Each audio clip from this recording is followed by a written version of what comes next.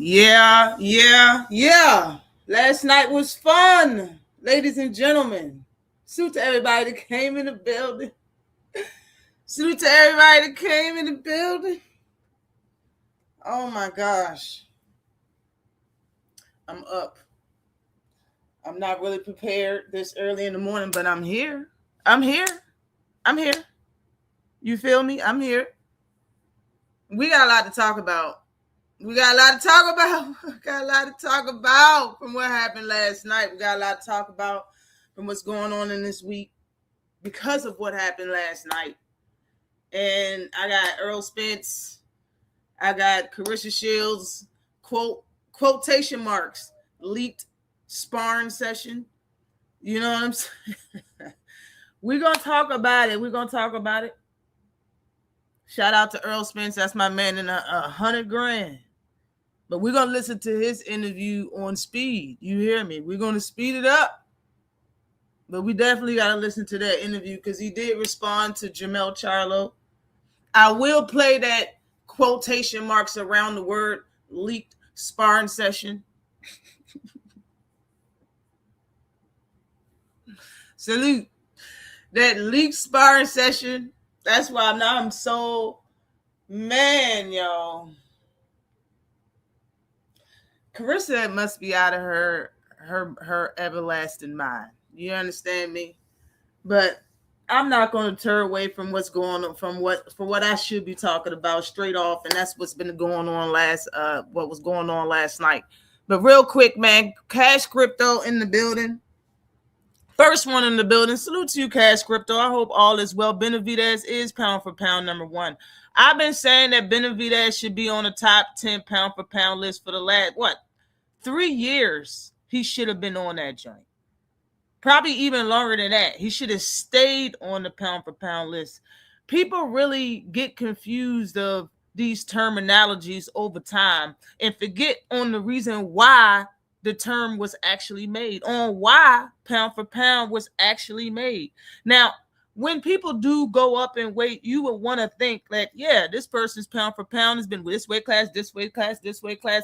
Yeah, but if that person isn't staying in the weight class and fighting the best in that weight class, it really shouldn't count. We really got a lot of people that's running around just being opportunists and fighting certain people. The best one at it was Canelo. People following his footsteps because he did it, they want to do it. You know what I mean? And that kind of trickles down and messes up boxing. It's a lot of things that one fighter got away with. So a lot of fighters try to go back and do the same thing and they mess up boxing. That's just one example, but it's multiple things. That's why there's Bud 2.0s running around and all of that. It's messing up boxing. Salute to you though, Cash Crypto. What's good with you, all things in the building? What is good with you? Yes, indeed. Smash that like button for your girl. Salute, Fredo, for life. What is good with you? Salute to you. Good morning to you as well. Benavidez stole the day with that performance. Yeah, it was a main event, yo.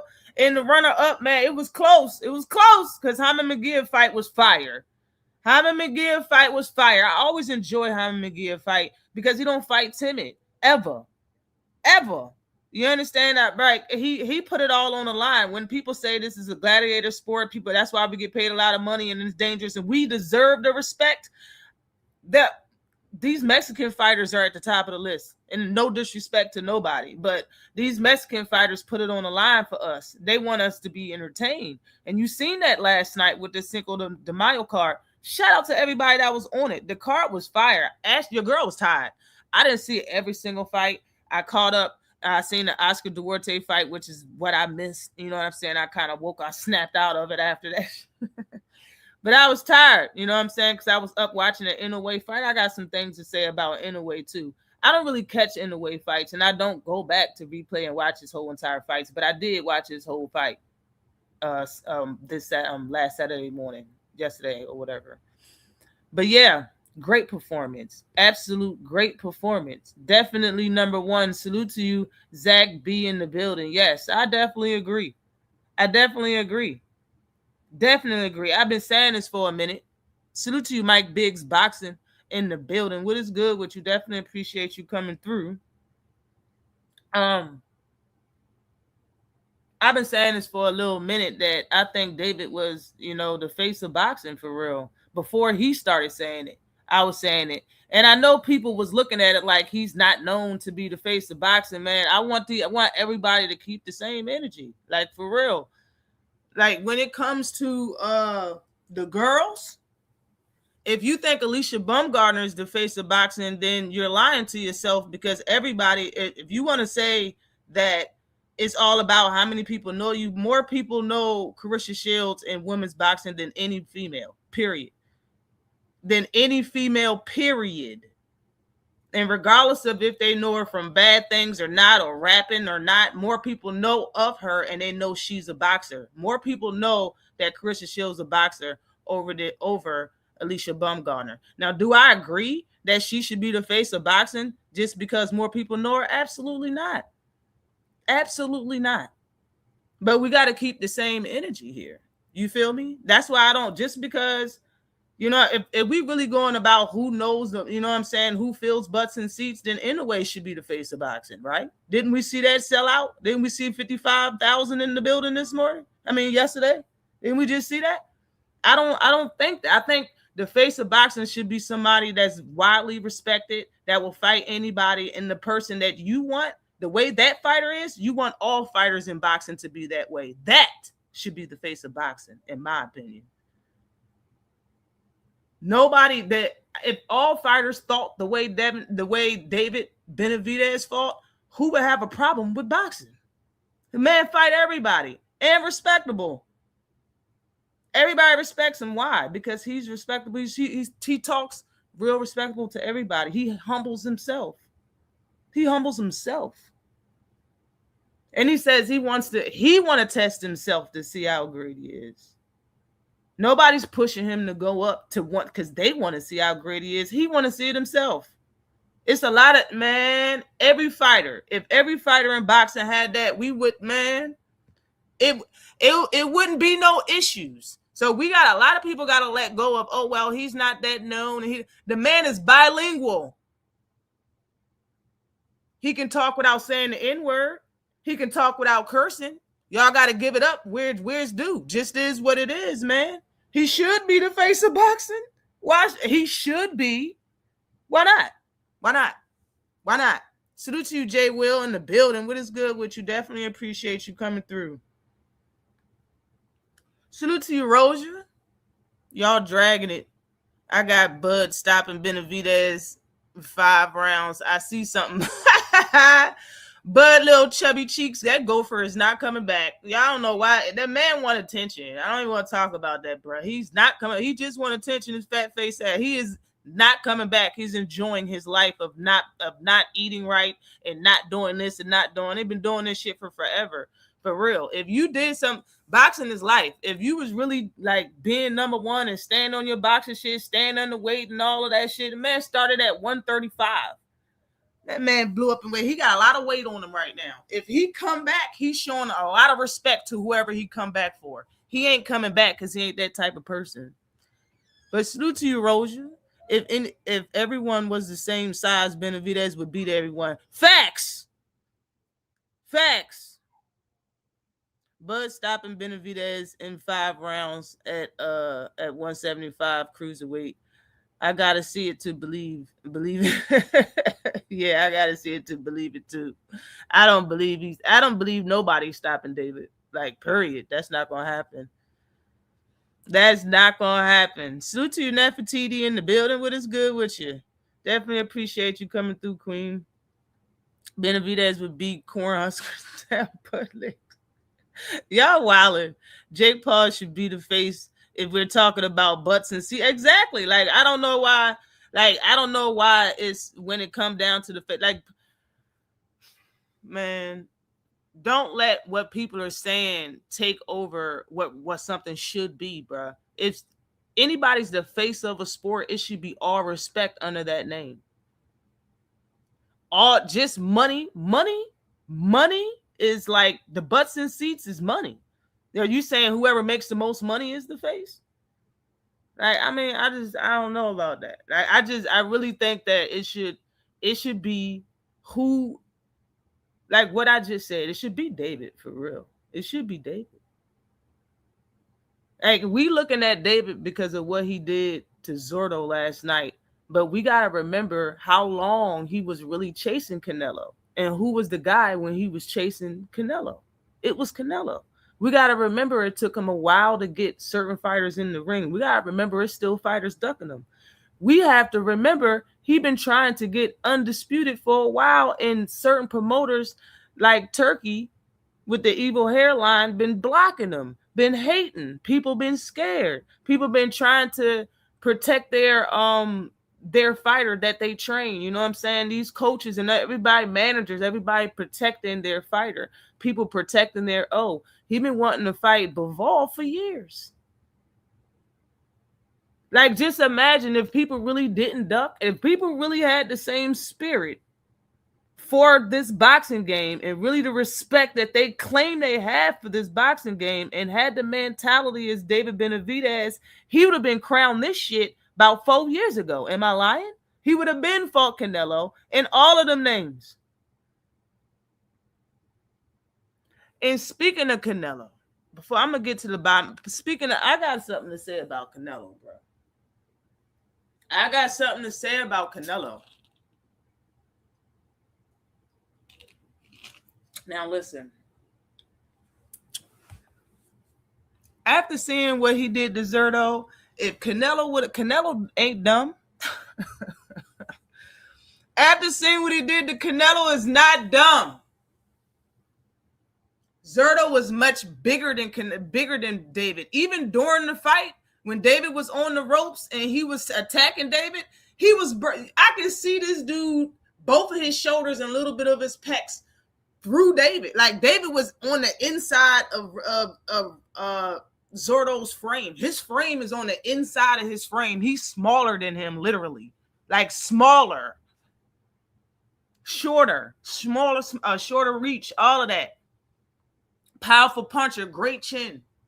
People's favorite fighters will never put themselves in that position, ever. Do you hear me? Now, Tank's my favorite. He already put himself in that position with Barrios. Regardless of who Barrios is today, he wasn't that guy when Tank fought him. He put himself in the position. He was probably two whole frames, maybe three smaller than Barrios with all of those disadvantages. But have your fighter put themselves in that position? And the answer is probably fucking no. Absolutely not. They didn't put them fighters in. They did. Y'all favorite fighters would never put themselves in that position.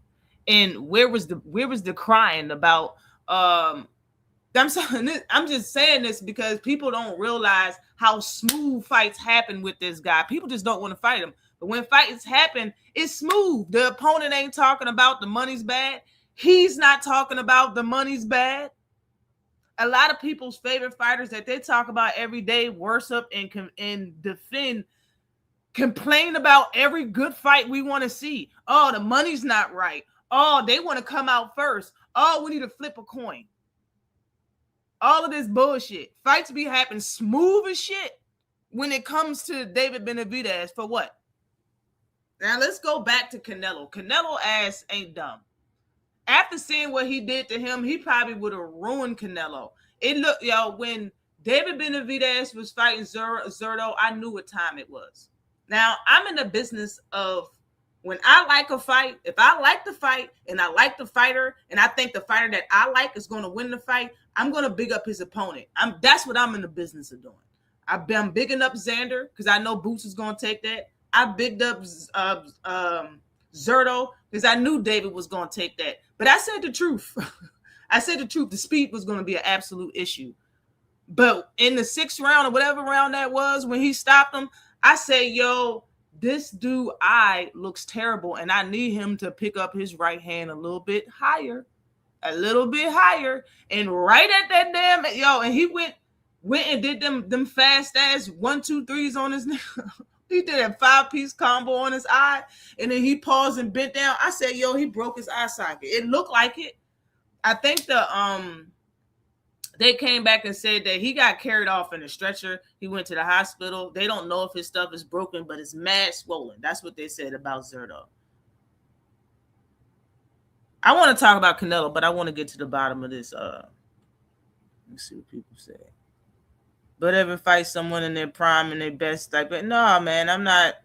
And I don't even want to go there because he likes stealing the spotlight, bro.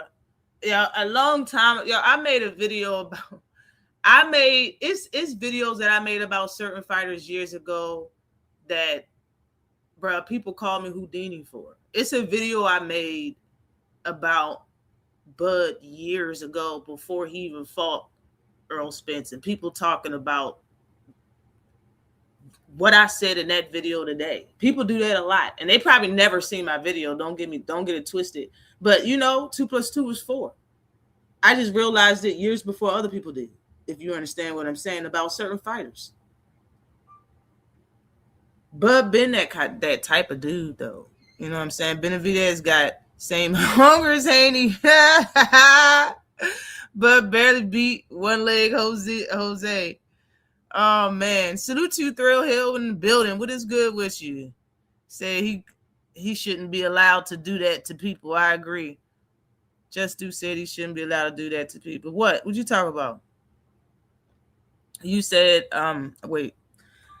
You could tell David spars heavyweights too. His performance. Hell yeah, I think he walk around probably in heavyweight joints sometimes. Like when he don't have no fight. Adam Hurley in the building. What is good with you? David never turned down anyone that's worth a shit. Right. That's it. It's worth what it's worth. People need to just give respect to David, bro. For real. I already been undisputed in 2 weight class, but politics killed that. Tell it, Crypto. Tell it, Crypto. You can't forget that part. Salute to you, the butcher. What is good with you?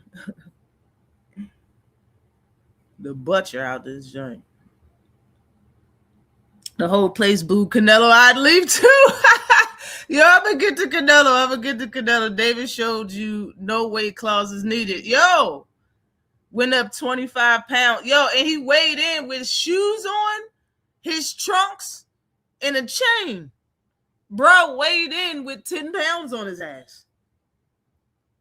Bruh, like, seriously, he weighed in with that. No disrespect, man. I remember Shakur saying, they asked him about Ryan and Shakur. He said he thinks Shakur should just take the fight at 154.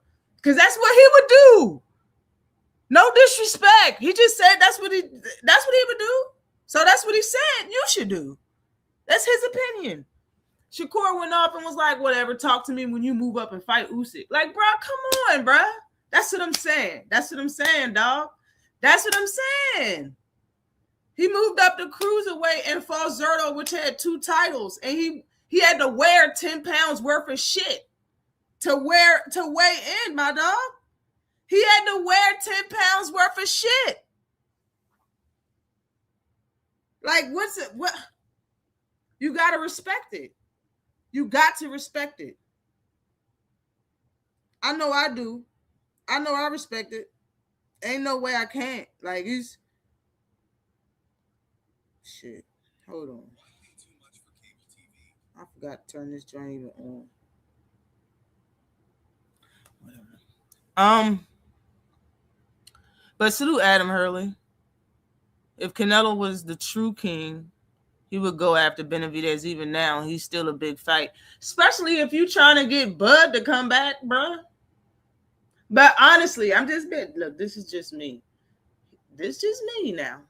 He got a better chance with Bud than David Benavidez. I'm just in both ways. David Benavidez is not going to cut weight to come back and make a fight with Canelo. He's not. I don't see him doing that. Now, being that Bud left in that weight class, it's easier for him to come back and make weight and fight Canelo. But I don't even see that. I don't see it happening. Canelo would be a fool to fight David Benavidez. He would really end his career. He would be a fool to fight it. And Bud ain't coming back to fight Canelo for nothing. It's nothing. There's no reason to do it. The man is filthy. He don't need to come back. He's rich. He's filthy rich. He don't need to come back. There's no need to do it. For Bud, there's no reason for Bud to do it. What are you going to do? Set it up to get Canelo a bunch of titles? To make it interesting for Bud to come back? And then he'll look like even more of an opportunist. So you leave the sport and then come back to fight him again for more titles and then leave the sport. Like, bro, I don't even want to do that dance. For real, for real. Salute to you, Thomas Hill, in the building. What is good with you, sir? Definitely appreciate you coming through. Tell him go to 175. I thought I'd ever see Zerto get stopped. Man, I didn't want to say that. Never see him get stopped. I got you. I didn't want to say that. But, anything's really possible. And for him to say they sparred 100 rounds or so or more or whatever, I would believe him, because speed, if you got speed and power and you're fighting somebody that don't really throw a lot of punches and he's slow, it's very possible you can stop him. Punches hurt. That just is what it is. I didn't know that he was going to be this powerful at cruiserweight. You see how much power David had? Bro, them 1-2, like his straight hands was doing it to him. It's one punch, Zerto didn't see it coming. I think it was a right hook or a left hook. I don't know, but it was low because Zerto was reaching, I guess, for the body or whatever. Man, it looked like Zerto's whole face came off and looked at the crowd to the left at the camera and came the fuck back on. And then he started backing up. I was like, Jesus. Yo, he just shifted this man's skull, bro. That was like the beginning of the end. Well, that's when he got dropped the first time. And it was like the end of the round that saved him. He had that blood all over his nose and stuff. It's like he broke his nose or something. I don't know, but he shifted his whole mentality, if you know what I'm saying. Now, they favor be putting weight stipulations on people. David will come to your weight division and whoop your ass at your weight. At your weight, he really is him, unlike these imposters pretending to be. That's a fact, man. People gotta give him the respect and just do he deserves, Queen. This whole, like, I don't know what people are holding on to, but it's not being the face of boxing. It's a term that's being said. It's not. You don't get no credit. It's no certificate. You get nothing for it. You don't get a belt, a trophy, nothing. It's just something to be said, like pound for pound. It shouldn't be that serious. But keep it real. Keep it real, bro. Just because a lot of people know you from East to West Coast, that should not be the sole reason why you're a face of a whole sport. The sport is worldwide. I understand what people are saying. But to be the face of something, bro, you should want everybody to be like that fighter. Like, bro. I understand that the entertainment value is there. He put butts in seats. If you want your kids to grow up and be a boxer, if they want to be a boxer and grow up, it's a lot of fighters that I like talking about and like watching that I wouldn't want those kids to look up to and watch. But David is definitely, he's bilingual and he don't curse. He don't drop the N-bomb every time he talk in an interview. No disrespect, but I'm just being real. Just being real. I would rather see David on the front of the Wheaties box. That's just how I feel. Beating up peeps, David is sprinting to the smoke. He definitely is. I thought Zerto was taking his punches well, but under that surface, boy, it definitely was adding up. It definitely was adding up. Hold on. What is good with you, Rizzo? What is good with you? Where's the... I don't see it.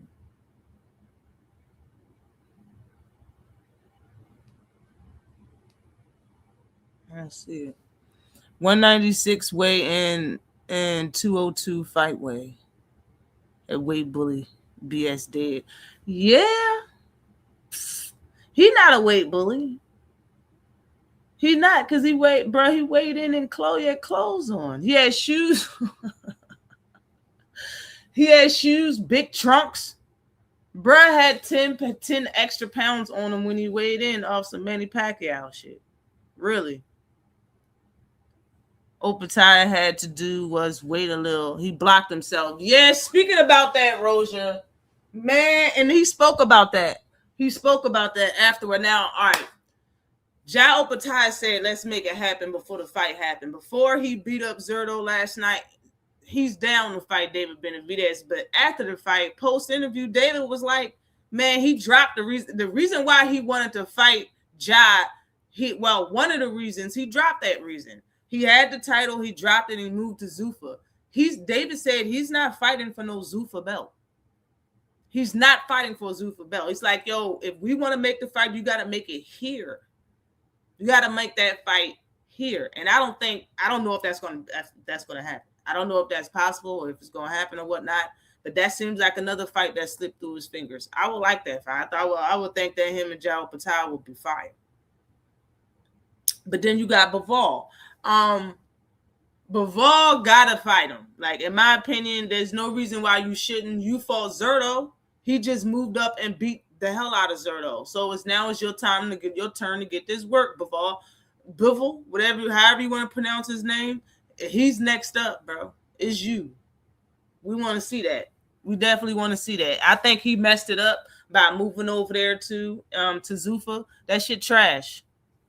You messing up. Like, people moved over there for their finances and the fact that they probably don't want to get beat up over here in the States. Not everybody was going to get beat up over here in the States, but a lot of people went to Zuffa for the check. They went to Zuffa for the money and the easy fights. Thomas says Zurdo was too what? Too stoic in the ring for Benny. That's what you call him. But Ben was like the Flash in there with Zurdo, and he was able to manipulate the bigger man's guard and positioning to that ring last night. I'm looking for something on my phone. I can't find it. Shit. These black fighters crying about 3 to 5 pounds not fighting each other is ridiculous. You said it, Butcher. I ain't want to say it, but you said it. You know who I'm talking about. Hold up, man. Why are you not on my phone, bruh? You're not on my phone, but you're on my screen. I'll figure that shit out later. Benavidez over Usyk pound for pound. I'm with that. Yeah, Usyk really just did 2 weight classes, right? He just did cruiserweight and heavyweight. Yeah. A lot of goofy narratives. Died last night. Yeah, they died last night. No power, huh? Going to be slow, huh? Yeah, he said my speed was there. All you really need to do is listen to David. David don't be lying. He don't be putting out lies during his interview. He be keeping it 100.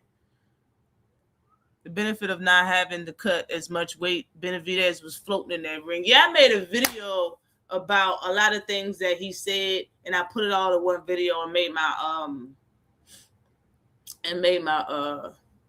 prediction for the fight. He said that he trained for 5 months. He trained for 5 months for Zurdo and to move up in weight.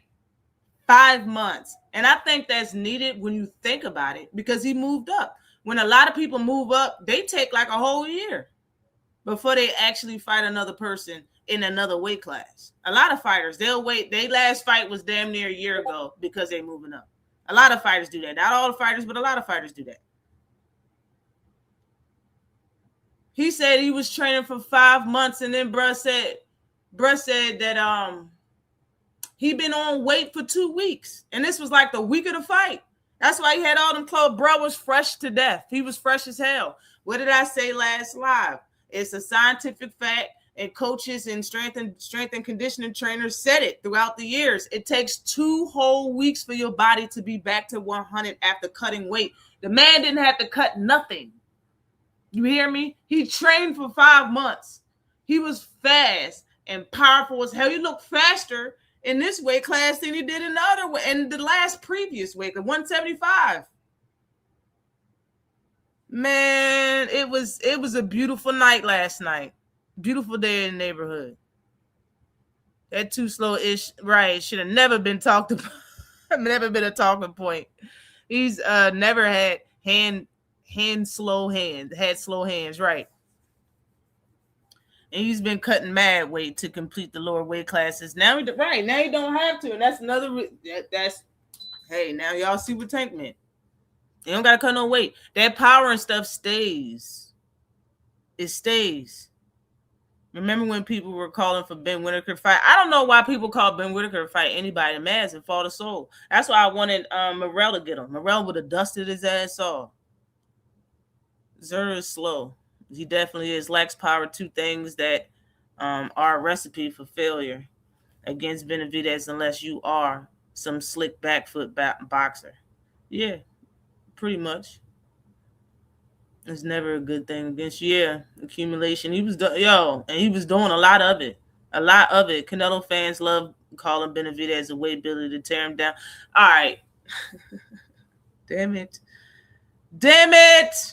Let me get to the bottom of this before I talk about salute to everybody that came in the building. What's good, Dre's finest in the building. Everybody hit that like button for your girl.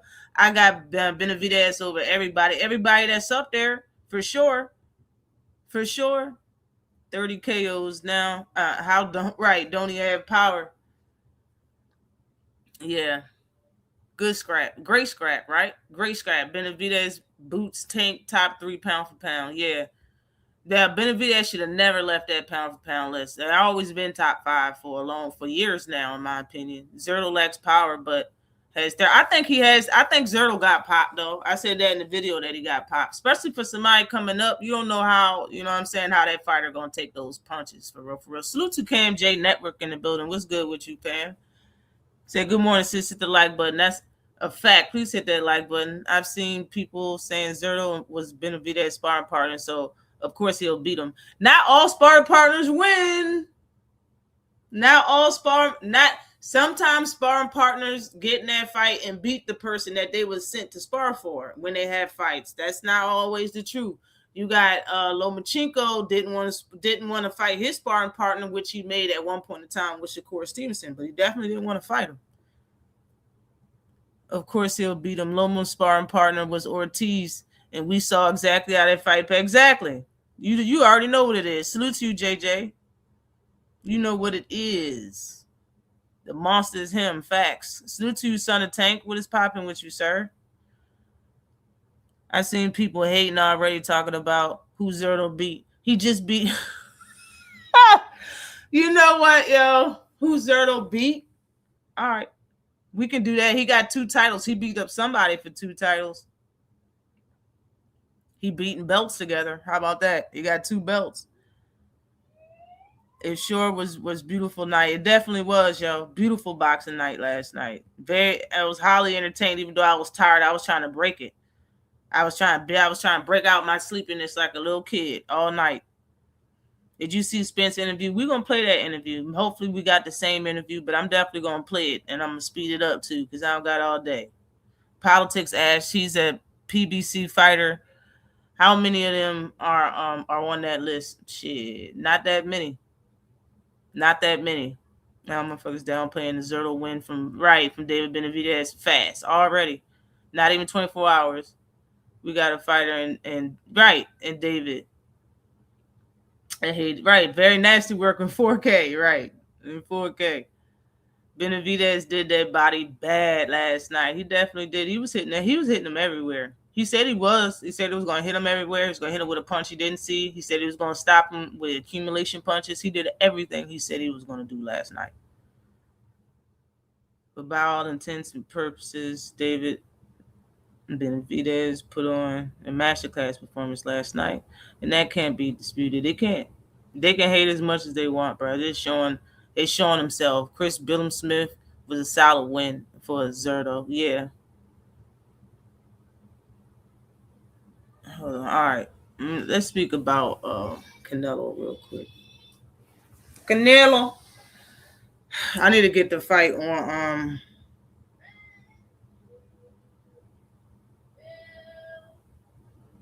yeah, I need to get the fight on the interview on my computer so we can watch it.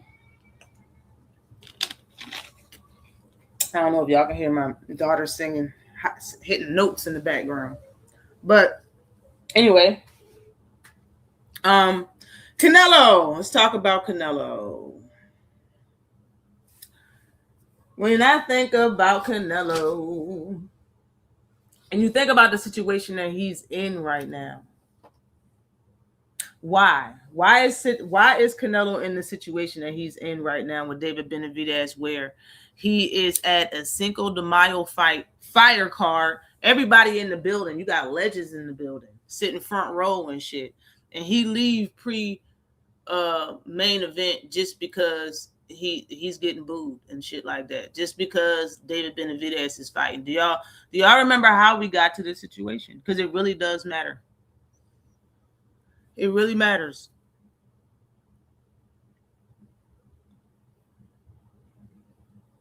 Bathroom Bernard. It really matters how we got here. Canelo Alvarez at one point in time was praised, was the face of boxing, was the best Mexican fighter. And that said a lot. He did what he wanted. He got titles and then threw them in the trash. He made catch weights and got titles for those catch weights. He got undisputed. He got a lot of things, you know what I'm saying? But we got here because he wanted to be an opportunist on a level that was just despicable, and people allowed him to do it. Being that he's really a short fighter, he's not even 5'10". He's like 5'8" or something like that. Canelo's like 5'8". You know what I'm saying? He was fighting at 140 or 154. Wasn't he fighting 147 or something like that? Like back in the day, like he started at some lower weights. Let's just keep it real. Canelo started at a lower weight. He was an opportunist. He moved up and fought certain fighters just to get titles. People talk about what Floyd did to boxing, but Canelo is the one that did some shit to boxing, not Floyd. In my opinion, Floyd wasn't the guy that only moved up to fight one certain fighter. It didn't seem like that to me. And I watched boxing. I watched Floyd. That's my era. I watched Floyd. It didn't seem like that. I could be very wrong, but it definitely didn't seem like that. After he beat up Canelo and all of that stuff, Canelo started going up in weight, fighting folks that just had a title, and we didn't know how the fuck that they got the title, but they moved them up just to fight them. They were easy fights. Some people said that the people were taking dives. They really wasn't hurt. Canelo really didn't stop them. This is what people were really saying about Canelo. 140, 147. Thanks, Unc.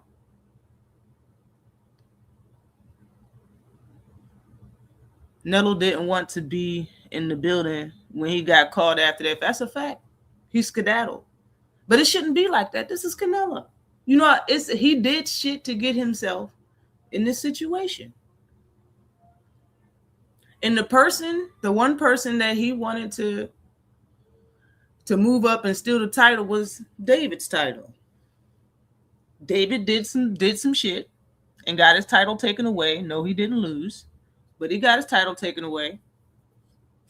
And right when he got it taken away, Canelo slid in there, talked to certain people, and got his vacant title fight with some random person. And that's another no-no. Champions should never have a shot at a vacant title. I said that shit when Canelo fought, what's his name, Luke Campbell Soup, for a vacant title. Lomachenko was already a title holder. He already had a title. He should have never fought the ranked number 1 or ranked number 2 guy, Luke Campbell, for a vacant title that he wasn't even ranked in. You feel me? It should never happen like that. It should be always the 1 and 2 guy fight for a vacant title under that sanction body. It should never be like that. But rules was bent and things was changed for Canelo. And not saying that things wasn't changed for other fighters before Canelo, but Canelo's the one that did it to the extreme. Canelo's the one that did it to David Benavidez. David Benavidez didn't take that shit lightly and followed him and kept talking about him and kept wanting to fight since the shit happened. Canelo didn't want the fight. being that David Benavidez speaks the way that he speaks, and he's from Mexico too. He's Mexican too, my bad. And he's a great fighter, and he seems like he would be foe and beat up Canelo. Fans didn't let go of it either. So all the way past his weight class, he still moved up and fought fighters that we was like, how the hell this fighter get a weight class? Oh, Canelo's about to fight him. Oh, and then Canelo gets his title. He kept doing it. He did it with Kovalev. People thought that Kovalev took a dive that fight. I remember people's lives, shorts. I remember people's videos. They said Kovalev took a dive for Canelo. I heard so much stuff.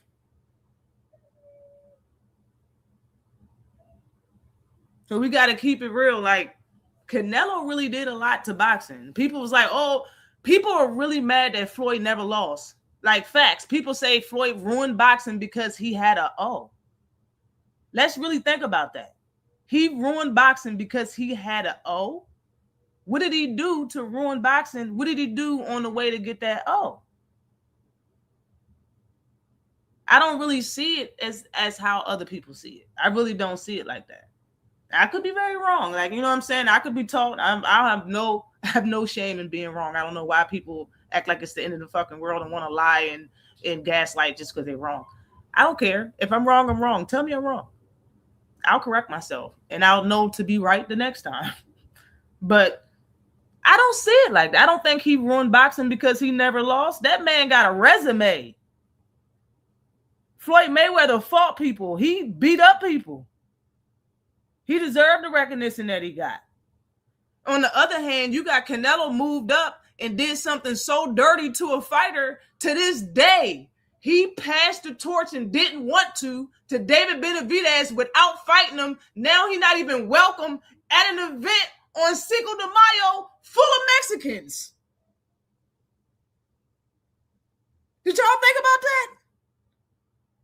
He's not even comfortable in the room full of Mexicans and full of people that already fought, people that retired, people that's on the pound, that's in the Hall of Fame. He's not even comfortable because of David Benavidez. Bruh is not comfortable on Cinco de Mayo weekend no longer because he don't want to fight David, bruh. You can't tell me that he was the face of boxing, but David can't be? But y'all are mad at politics? 2 + 2 is 4. And y'all can't have it both ways, nigga. You can't. Not over here. You can't have it both ways. That man got to be the face of boxing. I got a poll. Did it show up? Did my poll show up on this jar? I don't even know. But my poll was Shakur Stevenson, David Benavidez, Monster Inoue, and who was the other person? I don't even remember who the fuck I put on there. Who's the face of boxing? Who? We really talking about what? Like, he made him pass the torch. Not no, oh, well, we're not talking about no, oh, well, Bill coming out and saying, oh, Devin beat up Floyd so bad in sparring, he retired and passing the torch. We're not talking about that. We talk about something that took years to happen from somebody that everybody gave and crowned the face of boxing, Canelo Alvarez. Canelo Alvarez. That's the guy, right? We can't change it. Don't change it now. Don't change it now. It took him years to get here. A bunch of people closing the door on David Benavidez's face. He could have been fought these people and been number one a long time ago. You got to respect that. You got to respect that. Canelo Alvarez he's not comfortable. Bruh, think about that shit. He didn't fight this dude. How can he pass the torch to him? But he did. Matter of fact, he didn't pass him shit. David snatched that shit. David snatched the torch from Canelo Alvarez. And now it's so. and everybody see it. Definitely Canelo Alvarez. That's why him and his family skedaddled after that fight. And people caught him on the way out there. I seen a little interviews, and they was asking, "Oh, why are you leaving? What you leaving for? What you leaving for?" He was like, "Oh, I just came to support Hyman Munguia." Hyman Munguia fight was fire. I'm not even going to that joint was fire. That was a great lead up to the main event. That deserved to be co-main, bro. That joint was fire. But why are you there to support Hyman Munguia, huh? Why are you there to support Hyman Munguia? The hell y'all got going on? I understand he's in the gym now. But you try to make sure he don't embarrass your friend, the coach, Eddie, whatever his name is. Is that why you're there? I don't even believe it. I don't believe this shit. I don't believe it. You was there because those legends, those Mexican legends was in the building, and you was probably there to support the coach. But you don't care about no Hyman Munguia. I'm trying to hear that shit. I'm not even trying to hear that. And I knew you wasn't going to stay for David Benavidez. It would have been too much pressure. Why would you put all that pressure on yourself? I knew you wasn't going to stay for him. But we gotta give it to David for snatching. David snatched the torch. He snatched that shit. You better believe it. As far as the Mexicans are concerned, he snatched it. It was said last night when everybody booed him in the building.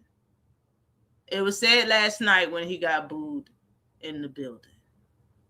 You feel me?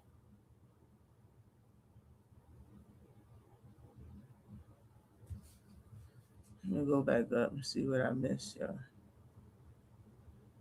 Canelo, man, is he need to do something. I don't know what he's gonna do, but he need to do something. Okay, this is where I was. Said I was one. Yeah, Canelo definitely pissed in the pool. Hopefully, and Billy will be the Yeah, I mean the precursor to the Benavidez fight for Canelo. Listen, and Billy, them setting up and Billy for Canelo. I knew this was gonna come eventually. If they was gonna be in the same weight class, and Billy was gonna be the one that they're gonna want Canelo to fight, and it'll be entertaining for as long as it lasts. You feel me? It'll be entertaining for as long as it lasts. Floyd totally destroyed Gotti. Exactly. Destroyed Gotti. Cinco de Mayo is David Benavidez's date now. Definitely is. And we coming for that September date next. Mexican fans don't care about wins and losses, so Canelo really looking like a chump. Bro, just fight him. Just fight him. Facts up. Just fight him. And he's not gonna do it. He ain't gonna do that shit. That shit gone. That man already got cruiserweight. He ain't gonna come back and fight. No, and Canelo looked extra small too. Didn't he look real small in there with that Hyman Munguia's tight ass shirt on? He looked small compared to both Zerto and David Benavidez in the ring. Is the face about it's crazy. People be mad. People need to just chill. Just chill. Canelo fought Yerdem when whatever his name is, when Benavidez didn't make weight for the vacant title. Yeah. Benavidez and Tank. Salute to you, Ramon. Sifu. Shaq Week Stevens. David gave more of Mexican love last night after that performance. Chavez Sr. That's what the name I was trying to think of. Chavez Sr. even gave David hella respect after the fight, after saying Mexicans don't know David like that. Mexicans rocking with David. Yeah, they is now. I'm going to figure out what's good with this. I don't see it. Canelo tried to use Munguia to get attention at Benavidez's event. Munguia didn't need him doing all that. Nah, he ain't need him doing all that. He ain't El Canelo, man.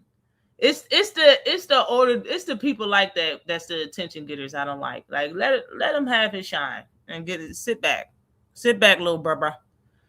Canelo, the scary little redhead. hard, hard not to root for that war spirit. Yeah, it is. They robbed and Duarte garbage. They robbed him. Man, I seen most of that fight. I seen most of it. I came back and watched the fight, and I seen most of it this morning. Canelo really got to make that fight. His people have spoken. That's a fact. They was like, let me get that shit up off you, Canelo. Yeah, Billy should have run it back with Martinez. Yeah, that fight was kind of even. If Billy cook him, Canelo got to retire, dog. He don't even care about his fans fighting in Saudi Arabia. Nah, he need to do something. He need to do something. Salute. Retirement. Fight back. Into the sunset, right. And collect a huge check. No bull. Yo, I don't know. I don't see him on my phone. I'm at to fix it when I get off here or go to his page or something. I don't see him. I see him in here. I see him on my computer. He's just not on my phone. Incognito. I'll just be. Salute to you, Mike. What is good with you? Definitely appreciate you coming through. Now, let's speak about the Duarte fight real quick. Oscar Duarte wins. And I don't know if y'all seen my video, but I put out a video about Oscar Duarte. Matter of fact, let me see. Yeah. I put out a video that they should fight next. That Duarte and Lindafo Delgado should fight. I put out that video 10 days ago. Okay. 10 days ago, I put out that video. It seemed like that's what they're going to do. That's what they about to make it happen. That's what it seemed like. I was so in the comment section that Robert Garcia ain't really down to have in-house fights, even though he got all the Mexicans in the world. He got all the Spanish talent, damn near. 80% of the Spanish talent in boxing in the gym, but you don't want them to fight each other. I thought that was ass. And it seems like, it's up to the fighters. And that's how it should be, man. Fuck what the trainer says. You're the fucking trainer. You had a boxing career. But anyways, what's the nigga's name? I need to look at it. I always forget how to say his name. Lindafo Delgado was... Well, let me start over. Y'all already know Oscar Duarte was set to fight Richardson Hitchens. And then Richardson Hitchens pulled out the fight. Even though that was a title fight, the next fight that they had for Richard Hitchens was a title fight for a different fighter. It was for Lindafo. So they just switched out the fighters instead of just remaking the fight. You feel me?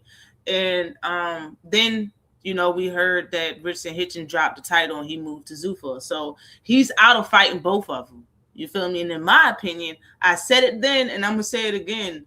Oscar Duarte cannot beat Lindafo. I said it then. I'm going to say it again.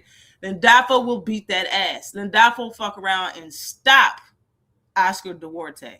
And I don't care how y'all going to feel in the gym. Y'all ain't the first people that had to fight each other that used to be gym mates, bro. Y'all can figure it out as grown men. But what happened was, after the fight, after he won last night, he basically they were saying on the commentators or whatever, whoever them people was, I don't know if it was the commentators, but the people that was talking in between the fight and before the fight, they were saying that they willing to fight each other for the vacant WBC belt. Oscar wants to fight Delgado for the vacant WBC belt. And I'm with it, yo. I'm glad Oscar's going to take his career into his own hands because it's like, bruh, y'all, dude is like 30-some years old. He's not young. Both of them are in their 30s. You feel me? I understand y'all in the same gym, but it seems like they really like Lindafo more than Oscar. So, because they had Oscar for a title fight, but then they switched out Lindafo, and then they just kept Lindafo there. So he like, no, put me back on there. I'll fight Lindafo for the joint. Bet. I'm with it. I'm with it. I'm glad he's doing that because that shit is fire. That's Lindafo versus Oscar Duarte is a firefight. You heard me? He said he here. Salute to Yoda in the building. What is good with you, Unc? Definitely appreciate you coming through. Yo, he pretty good.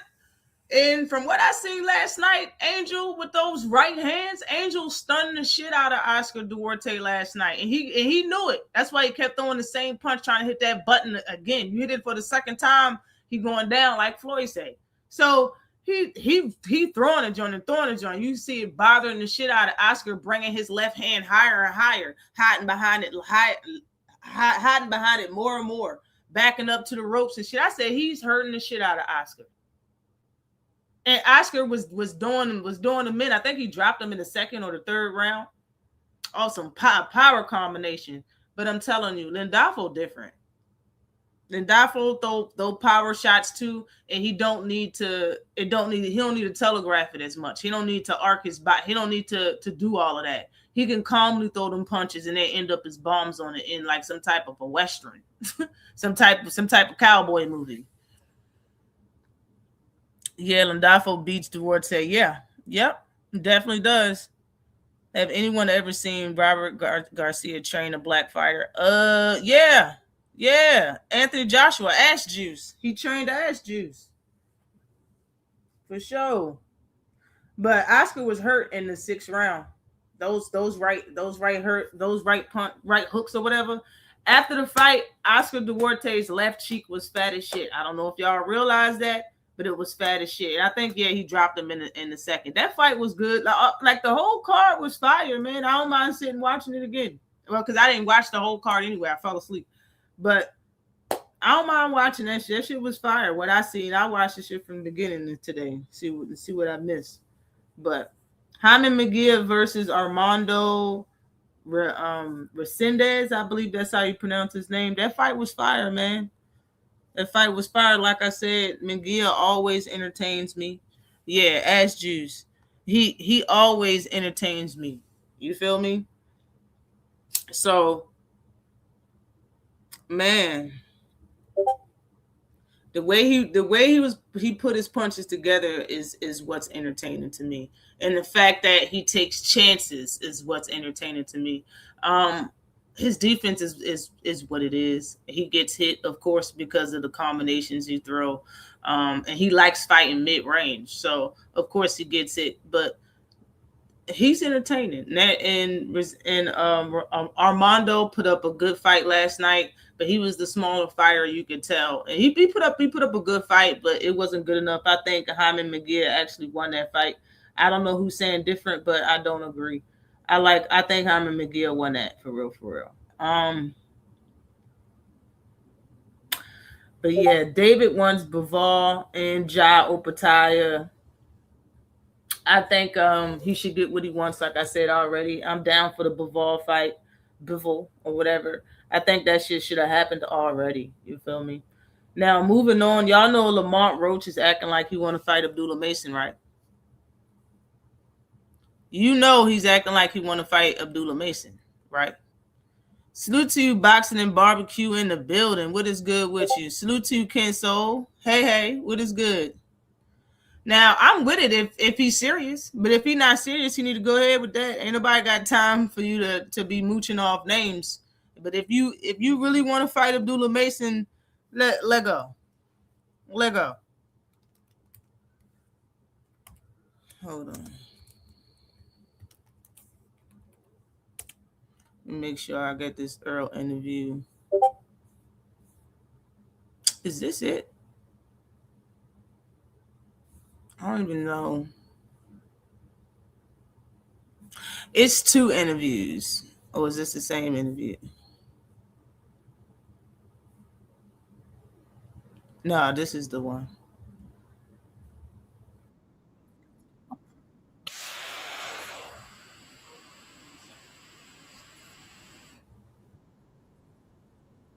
Put that on pause for a second. And I want to show y'all Carisha Shields' league sparring session first.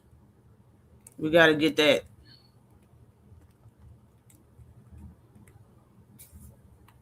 We gotta get that.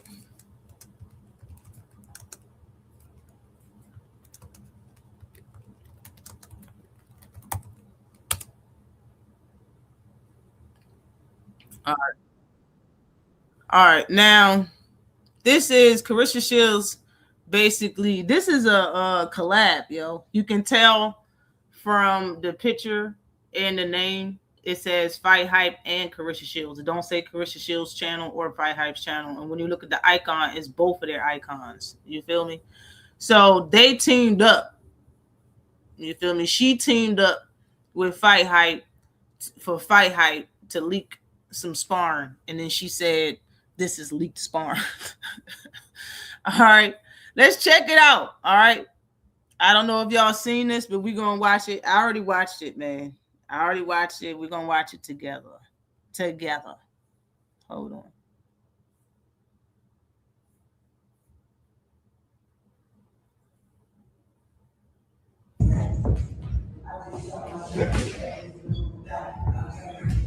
You saying this is her with men. She's fighting guys.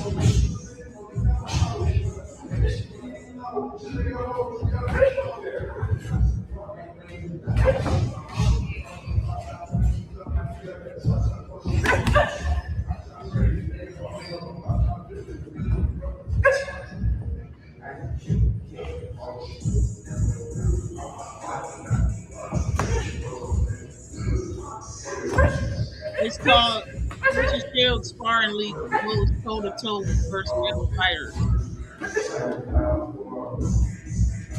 Who knows punching?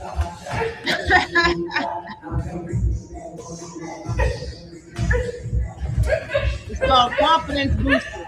That's what it is called.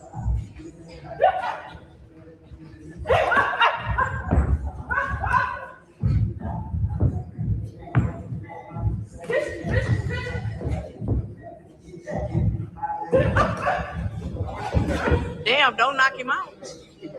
She said, damn, don't knock him out. Yikes.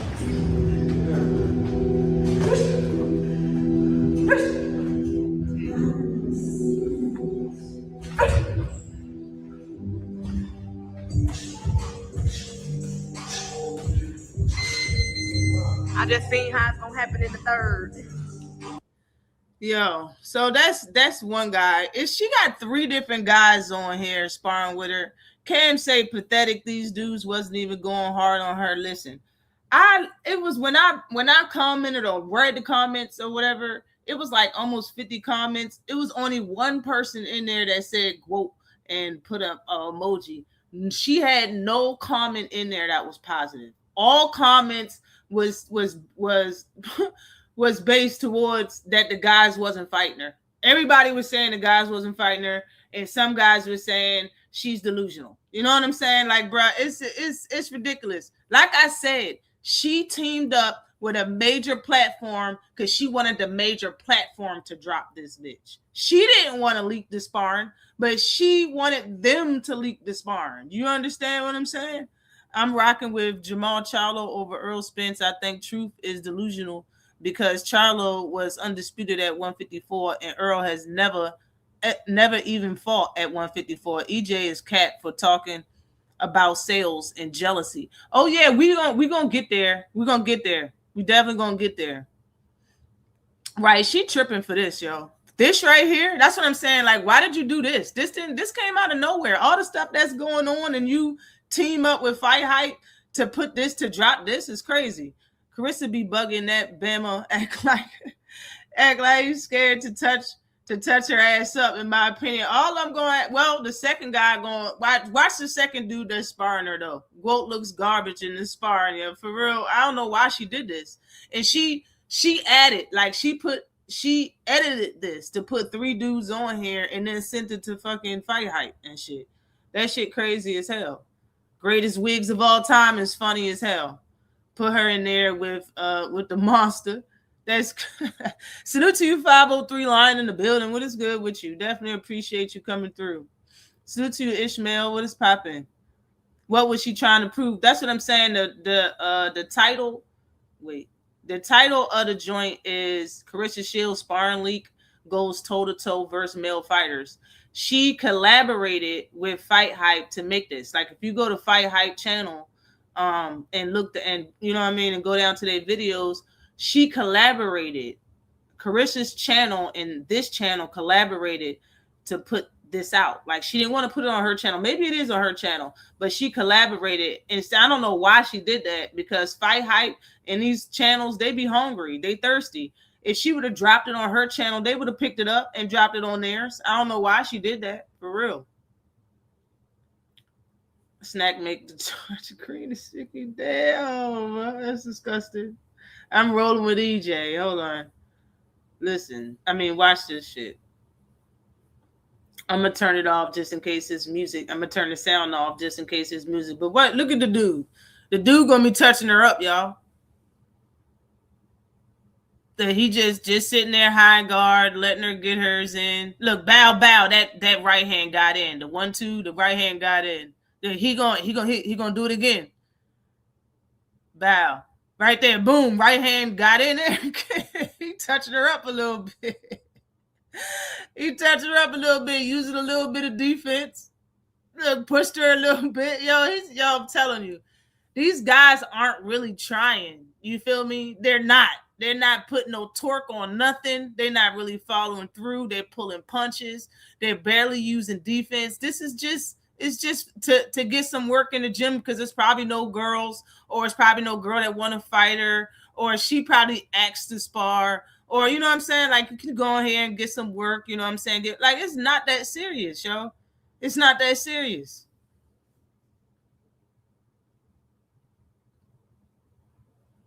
Look, and got my right hand got in there again. Look, right and left got hit her.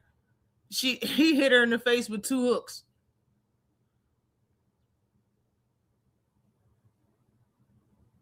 Man, please. She over there trying to fight with her hands down and shit. Facts. She over there trying to fight with her hands down and shit.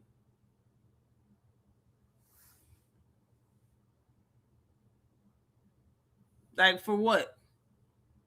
It's just a confidence builder. That's all this is. That's all it is. Confidence.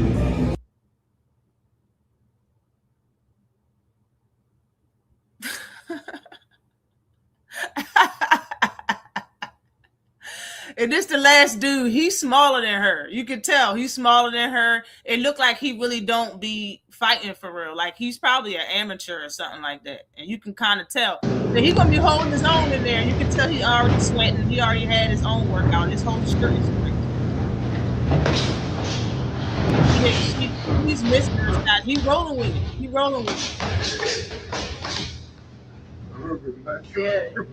Yeah. Just put it all together. Back them back. Make them step back. Yeah. No purpose. That's what I'm saying. It's like she be wanting people just to talk about her, I guess. You know, whatever attention is good in her eyes. A lot of people think that. Imagine it's their fault. See, she just told somebody said she told him to put his hands up just now. She an amateur. She been talking about how he be beating up on guys. I don't know why she did that. Yeah.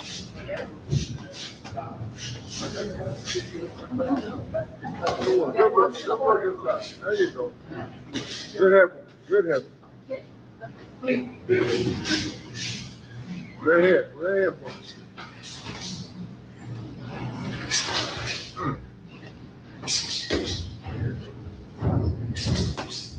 Body. Yo, come on.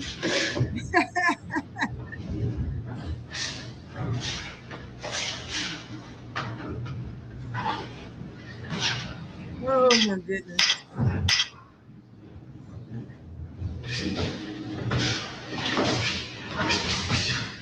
She loves it.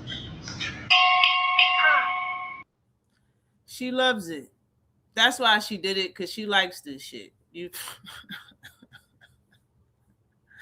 she likes this shit.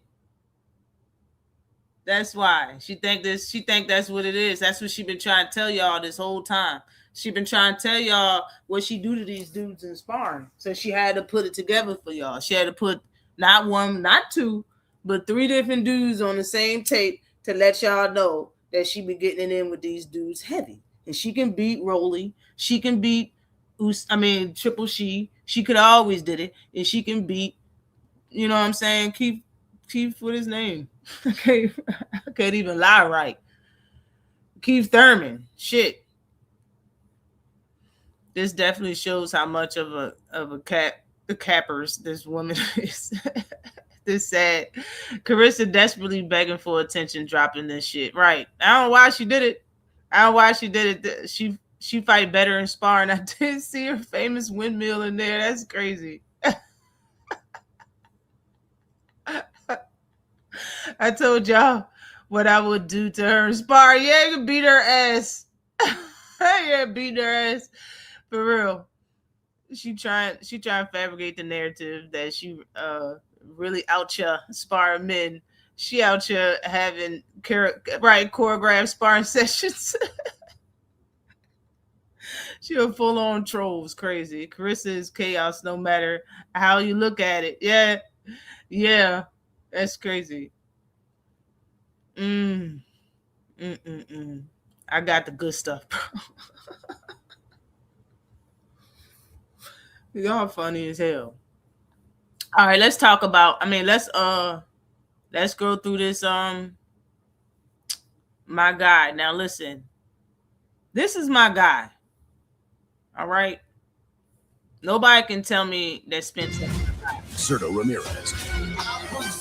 But I'm gonna keep it 100. Mexican Warriors battle for the belts Cinco de Mayo weekend. Benavidez Zurdo plus Resendiz Munguia live on PBC pay-per-view.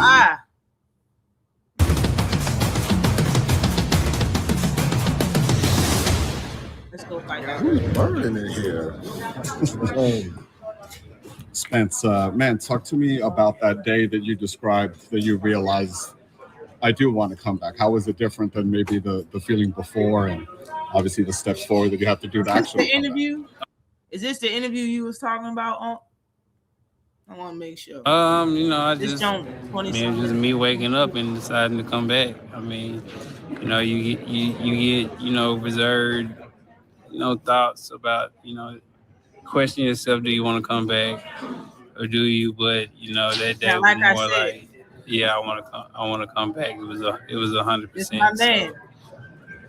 That's what I went with. Why? But I don't got the time. It's great. I like it. I'm learning in the gym. It's 24/7. Like I'm just learning something. I feel like my brain is working too. Not only just going through the motions and just working on stuff that I've been working on for 10 years, 15 years, is learning new stuff. And I feel like a kid again in school, just learning new tricks to the trade. Yeah, the Where's Waldo shirt. Man, he had one dread. It was a fat dookie dread. You know how people have a rat tail? You feel me? In the back, bottom, in the middle of their hair, in the back, all the way in the bottom. In the middle, they have like a long piece of hair, be like braided or whatever. He got one long dookie dread. It's tucked in his shirt right now. That's why you don't see it sticking out. But he had one long dread in the back of his head that he cut all his dreads off, but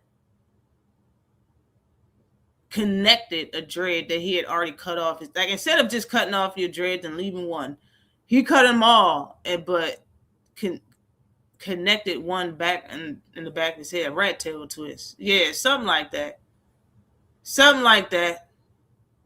Oh my goodness. Spence to Zoo in Australia, great fight. It is a good fight, but I don't know about Spence, man. I mean, I'm waiting to see it. I want to be wrong, but I don't know. EJ and Rodney Shields match up demeanor wise well. I mean, yeah. Yeah, it is. Rat tail twist. Really, Ash? What? What? What part? Yes, it's he rocking that rat tail. Yeah, talk about towards the end of his interview. Yo, I was like, why you do that? Why you do that? Like, how you gonna have dreads and then cut them all off and then put one back? I don't know why he did that, yo. Yo, Texas. Y'all got y'all own hairstyles. No bullshit. What's not to know? No, what you mean? What are you laughing at? Really, sis? Like what? What part? What part are you laughing at? Man, y'all not gonna pack the gold up like that. She out here having spiritual sparring. He's still on that shit. He said a dookie dread. It is it. Yo, did you see it? Did you see it, fam? I'm just saying, did you see it? He had better dreads in his head that he could have put on the back. If he took them all off and put one back, he could have put a better one back there. That's all I'm saying. EJ going to be just fine. He took the time off he should took after flying. I seen that he posted him playing soccer. I wish it was just a video of him playing soccer so I can see how he navigate on his feet and around them cones instead of like the playback that I seen. It was like he moved a couple feet and then somebody like rewinded and I'm like, bro, let me see what's up. Is he straight or no? EJ always keeps it 100. That's why I like him, because he's the truth. That windshield hit different though. Yeah. Tim DeZoo Pops had that red tail too, fam. Yeah. That's I know when they talk about it, yo. It was all funny to me. F the goofiest women of all time, right? All right, hold on. Let's play it. Has there been any difficulty adapting your style working with Ronnie Shields and the new trainer? Nah. I mean, yeah, it's gonna be a little difficulty getting the rhythm down, but from both of us. But once you get the rhythm down and stuff, then everything's good from that point. Was going to Australia maybe part of the getting up for a fight? Obviously, Tim's a tough fighter himself, but kind of giving yourself a little more, like you're not going to be in friendly ground. Yeah, definitely, man. Man, life is short, and I feel like I'm always looking for a high, and I feel like this is the highest form to go into a foreign territory, a foreign stadium, and where all these fans. I don't know where the venue gonna be at, but I'm sure it's gonna be 40,000-50,000 plus fans, and they're all going against me. So I feel like that'll be a great moment. Errol, anybody else have questions? Was there a moment that stood out where you said you were convinced to come back to the ring? You talked about that up there, but where was the time? What was the situation where you said that's it, I need to come back?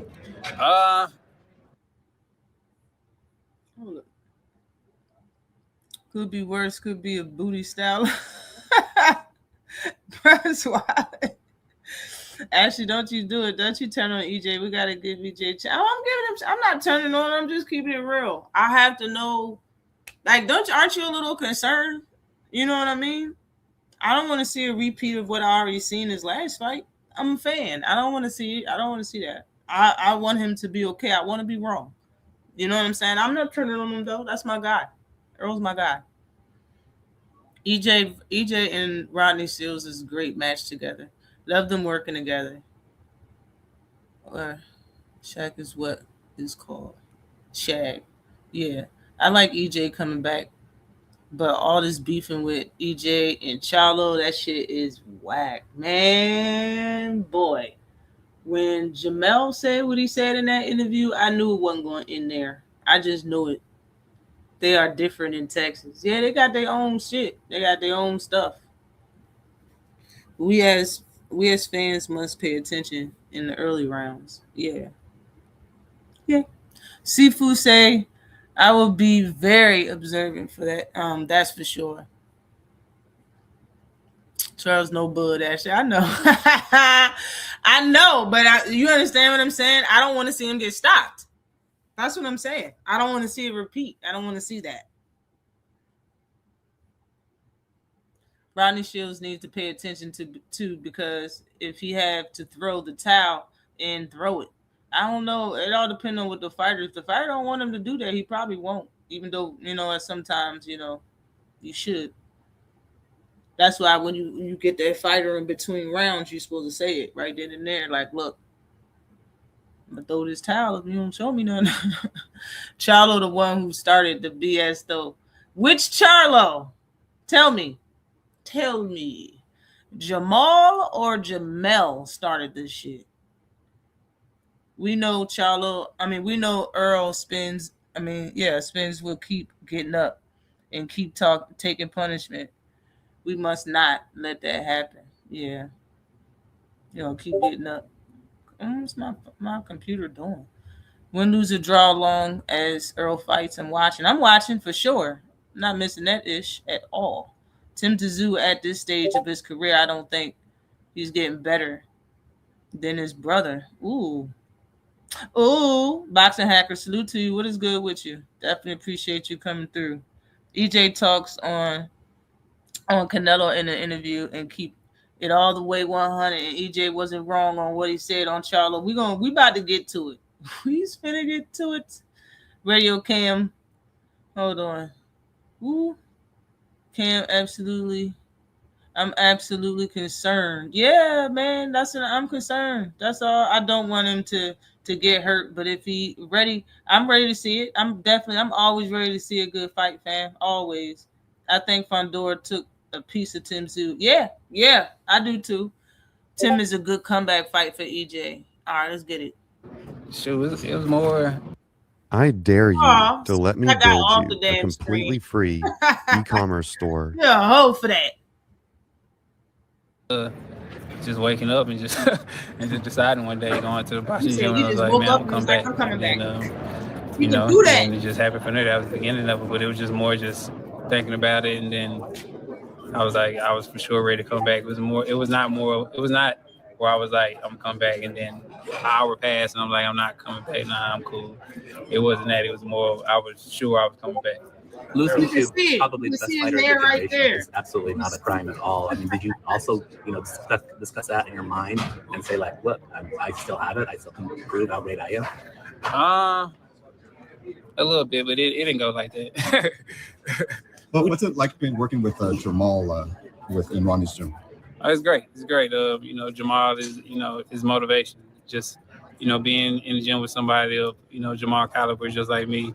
And this where the jealousy comes, yo. You gotta understand the smallest things with these twins, especially Jamel. He ain't going for it. Jamel ain't going for it. Listen to what he said about his brother. Listen, he left training with Derek James, where Jamel was training with him. Of course, Jamel don't train with him. It don't seem like no more either, or whatever the case may be, because he ain't had no fight in 2 years. But he left Derek James, went to his old trainer where his brother is, and now training with Rodney Shields with his brother Jamal Charlo. And this is what he said during their little beef. This is what he said about Jamal. Just, being in the gym with somebody of, Jamal caliber, just like me, and just working together, hitting the bag together. I mean, it's great. And just getting him in the gym, it's great. I like it. Have you guys done Steve, sparring? let's get some more questions. You guys have We're going to keep talking about Jamal. People thought you were a shell based on the last performance against Terrence. What's your form now compared to what you brought into the ring in July 2023? This version of Errol Spence versus there. Was there ever a time you wondered? He took it back 2023, the version of Errol Spence to this version of Errol Spence. Are you kidding me, bro, with that question? Jamel with his BS. Yo, Jamal is the one though. Both of them be on some bullshit, but Jamal been the issue. The bigger Maul been the issue, man. Bigger Charlo been the issue. If Tszyu thinks that cut might start to open, he going, that shit old as hell. That old ass cut ain't opening nowhere. Salute to Federal for life in the building. Definitely appreciate you in the super chat. He says, who you think fight in 2024 first, Tank or Virgil? Tank is going to fight first.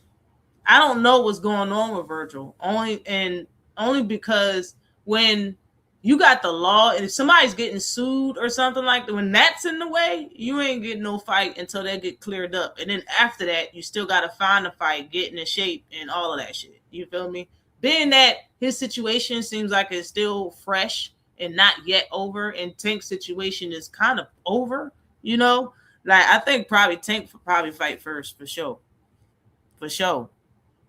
Out here taking people saying against him. Stop. Mel definitely jealous of EJ. Yeah, he jealous. He jealous. The way he was saying, listen, I'm not going to spill it. I'm going to let Errol talk. I like to see pain, even if it's someone I like to watch. Me too.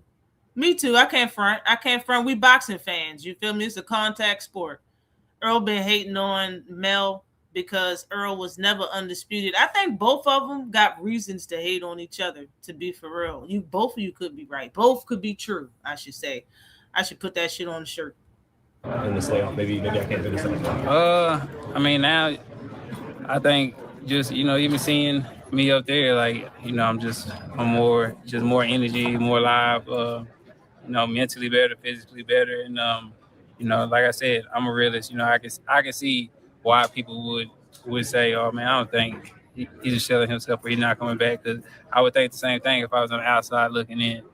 So, no knock to anybody. They should have reserves about me. But, it's going to be a good showing. Did you feel your balance wasn't right in that fight? They're asking about his balance. How do you share that up? Listen, Errol. I'll talk about that in my documentary. If Netflix want to buy it, we definitely have a documentary talking about it. For him to say that makes me think that he had an issue like I thought, bro. I thought that it was more than him being dehydrated, son. I thought it was more than that. I thought it was something wrong with my boy. Something is wrong with Errol. Like, that's what it looked like. Something was wrong with you. And yeah, your balance was not there, son. And for him to say, oh, that's a Netflix documentary, you can't talk about it in a special interview with somebody, like with over a dim light candle, nothing, bro. You said a Netflix special? Bro, something was wrong with Errol. Something had to be wrong with my boy. Got it. What is it that he said online that kind of upset you and didn't want to shake his hand? It's a lot. Just him being just dismissive. Just saying little things, and how talking about Tim Zoo. He gonna retire me, and just saying little stuff. And man, this at the end of the day, this is a war. I'm coming into a foreign territory. He's coming to retire me, and take my name, and I'm coming to foreign territory and conquer. Yo, for real. No disrespect to Errol, but how many fights do y'all think Errol gonna have after this one? Now, I could be still thinking negative, but I'm just a realist. I'm gonna think about your last performance. That's what I'm supposed to. I'm supposed to think about your last performance. And he said he don't disrespect for people that got reserves on him. I'm a fan. I don't want to see that happen again, my nigga. Like, it just is what it is. I don't want to see that shit. Especially with Tim Zoo. I don't want to see that. You feel me? He's gonna make Tim Zoo look better than what he really is. You feel me? So it's like something had to be wrong with you. Something had to be wrong with you for you to say it's a Netflix special. The Netflix to pick it up. But for him to say that, I did hear Tim say, I just wanted to shake his hand, for his last fight. A lot of people would think that he would come back for a last fight, but when you really think about who Errol Spence is, I don't think it's his last fight. Now, if you go in here and look absolutely horrible, I would want this to be his last fight. But if you go in here and have a good showing and even lose, I probably don't see it being his last fight. You know what I mean? But he said he got one foot out the door, and that's still something that he just hasn't said yet in this interview. So it's hard to really pinpoint what's going on until you actually see him in the room. In the ring. So I'm reserved in how I really feel about it. You feel me? I knew once Derek James had AJ and Ryan Garcia in the gym with Spence and Mel that wasn't going to work. Yeah, everybody, a lot of people wasn't feeling that. Wasn't feeling that at all. James should have kept the core, and he should have wanted the bag. I get it, but he should have separated them. Like, you should have separated your time, and or just not take 5 fighters that was names or up and coming names. Like, that's who he had, 5 up and coming or named fighters. Buttercup's gonna hate that Netflix documentary. That's a fact. Salute to you, Dark Kent, in the building. What is good with you? Definitely appreciate you coming in the building. He said, I wonder if Errol partnering with the 50 on that documentary. He might be say talking to a man in a dark room with a cat of nasty work. Oh man. But we can't use that as a reason because it's an excuse. What if Bud comes out and says he was also injured? Because I don't think so. I think Bud said all he needed to say. If you understand boxing, if you feel what I'm saying, he had his interviews and said everything he needed to say. He went live and said what he needed to say about the sanctioning bodies and the belts. I think he said everything he wanted to say. It's one and done. I felt like that in the beginning, but I was like, yo, Errol's not that type of person. He just don't take tune-ups. You feel me? Like, so maybe if he does look good, I don't see why this would be his last fight, but it could be a one and done. That's the first thing that I thought. The very first thing that I thought is that he's just gonna come back and fight Tim Tszyu, beat Tim Tszyu, and that's it. But I don't even know if he's gonna win. I don't know if he's gonna win because I don't know how he looks. Now, I heard Brian Norman Jr. say he looked good, and in this video, I hear his coach say he looked good. Rodney Shields, but that's what he's supposed to say. My dog. Mel was like, he got Tim Tszyu winning the fight.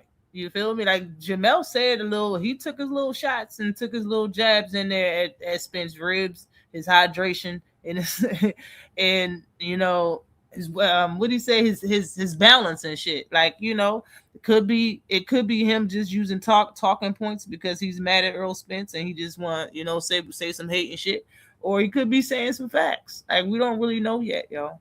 It's hard to really tell for me. Salute to Judah Ben Israel in the building. What is good with you? Definitely appreciate you coming in the build on.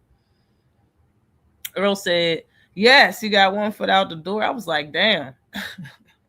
If he goes in and stops Tim, you think, at least, he should fight Keith Thurman. If he go in there and beat Tim, period, stop him or not, he definitely should fight Keith Thurman. I'm with that. I'm with that, bro. Hell yeah, I agree. Earl going to do what Bud Ass was scared to do and fight Boots ass. I don't even know. Shit, I don't even know because shit. If he fight Boots would strive to beat him better than Boots did. I mean, Bud did. And that's wild. That's wild. Earl always had mixed feelings about the Crawford fight. He never wanted to sound like he was cheated, but he knows something was wrong about the whole night with Bud. So that's why you say it's a doc. Okay, Judah. I'm picking up what you putting down. Because I hear a lot of people say stuff about his gloves and his power. But I chalked it all up to Spence. It was something wrong with him. So of course his power is going to look crazy because something's wrong with this dude's, like, he can't even stand up straight. You feel me? Like, bro, he's not himself right now. You feel me? And bro looked like he was concussed prior to the fight. That's how Earl looked. Stop that cat. Man down. Bud Crawford doesn't realize the win over Earl Spence. Doesn't recognize the win. He doesn't. Jesus. Will tune Earl ass up. Yeah, I think he'll. It all depends on who Earl is right now. You feel what I'm saying? Like, is he the Earl we seen? You know what I'm saying? Jamel Charlo talking about he's seen that he wasn't really the fighter he should have been when he fought Ugas before he even fought Bud. Like, bro, it's a lot, man. And because of all of this stuff that people thinking about, people are going to run to see Errol Spence fight Tim Tszyu. I know I'm not missing that ish. I know a lot of people going to watch that, yo. Just because it's so many questions that need to be answered. Mel saying Tim Tszyu winning because Mel in his feelings. Yeah, it could be. It could be. Errol Spence will be closer to 100% in the next fight than he fought. But yeah, he would be. But I mean, not 100, because he said he probably will never be 100 again after the 2 eye surgeries and the 2 car accidents. But better than he was, probably so. Hold on. Yo, son, what if Errol Do Tim's. I'm going live if that happened. Had Bud on those deflated explosive gloves that Bo Mac was needed. Like piece of. He kneeled down on them joints, yo. He flattened his gloves. That's crazy, yo. That's crazy. Let me find out, yo. He been putting major creases and flattening his gloves since the beginning. That's why he don't have regular gloves and he got horsehair gloves, man. It's easier to flatten and crease. Easier to flatten and crease. Let me find the fuck out. I got your motherfucking ass now. It's funny as shit. That's hilarious. I still feel the same way with Wilder vs. Fury 2. Yeah. Hold on. Y'all not telling me. Hold up. Y'all some sore losers when it come to Errol, and he was dumb for how he bent over for that Bud fight. Yeah, everybody agreed he was dumb for how he said yes to everything. Because he was tripping. It was too many weird demands. Bud Crawford told Errol Spence to get his it together. Yeah, he did. Salute to you, Moaning. What's good with you, Felix Nunez in the building? What is good with ya? You don't even watch boxing. Bud Crawford, no, Errol Spence was nowhere near 100%. Errol Spence wasn't 60 in that fight, in my opinion. I was something wrong with him. I don't know what it was. I get what he was trying to say, though. Devin Haney went to Australia and demanded no Australian judge and got his wish for both fights. You're right. He did. Spence should try to get that type of treatment to ensure fair play fields. You're right. I forgot about that. Because people saying how he took a slave deal by saying yes to everything to fight for Undisputed because it was undisputed. He said yes to everything with Kambosos, but people failed to talk about that part. Errol Spence couldn't let the money go to his head.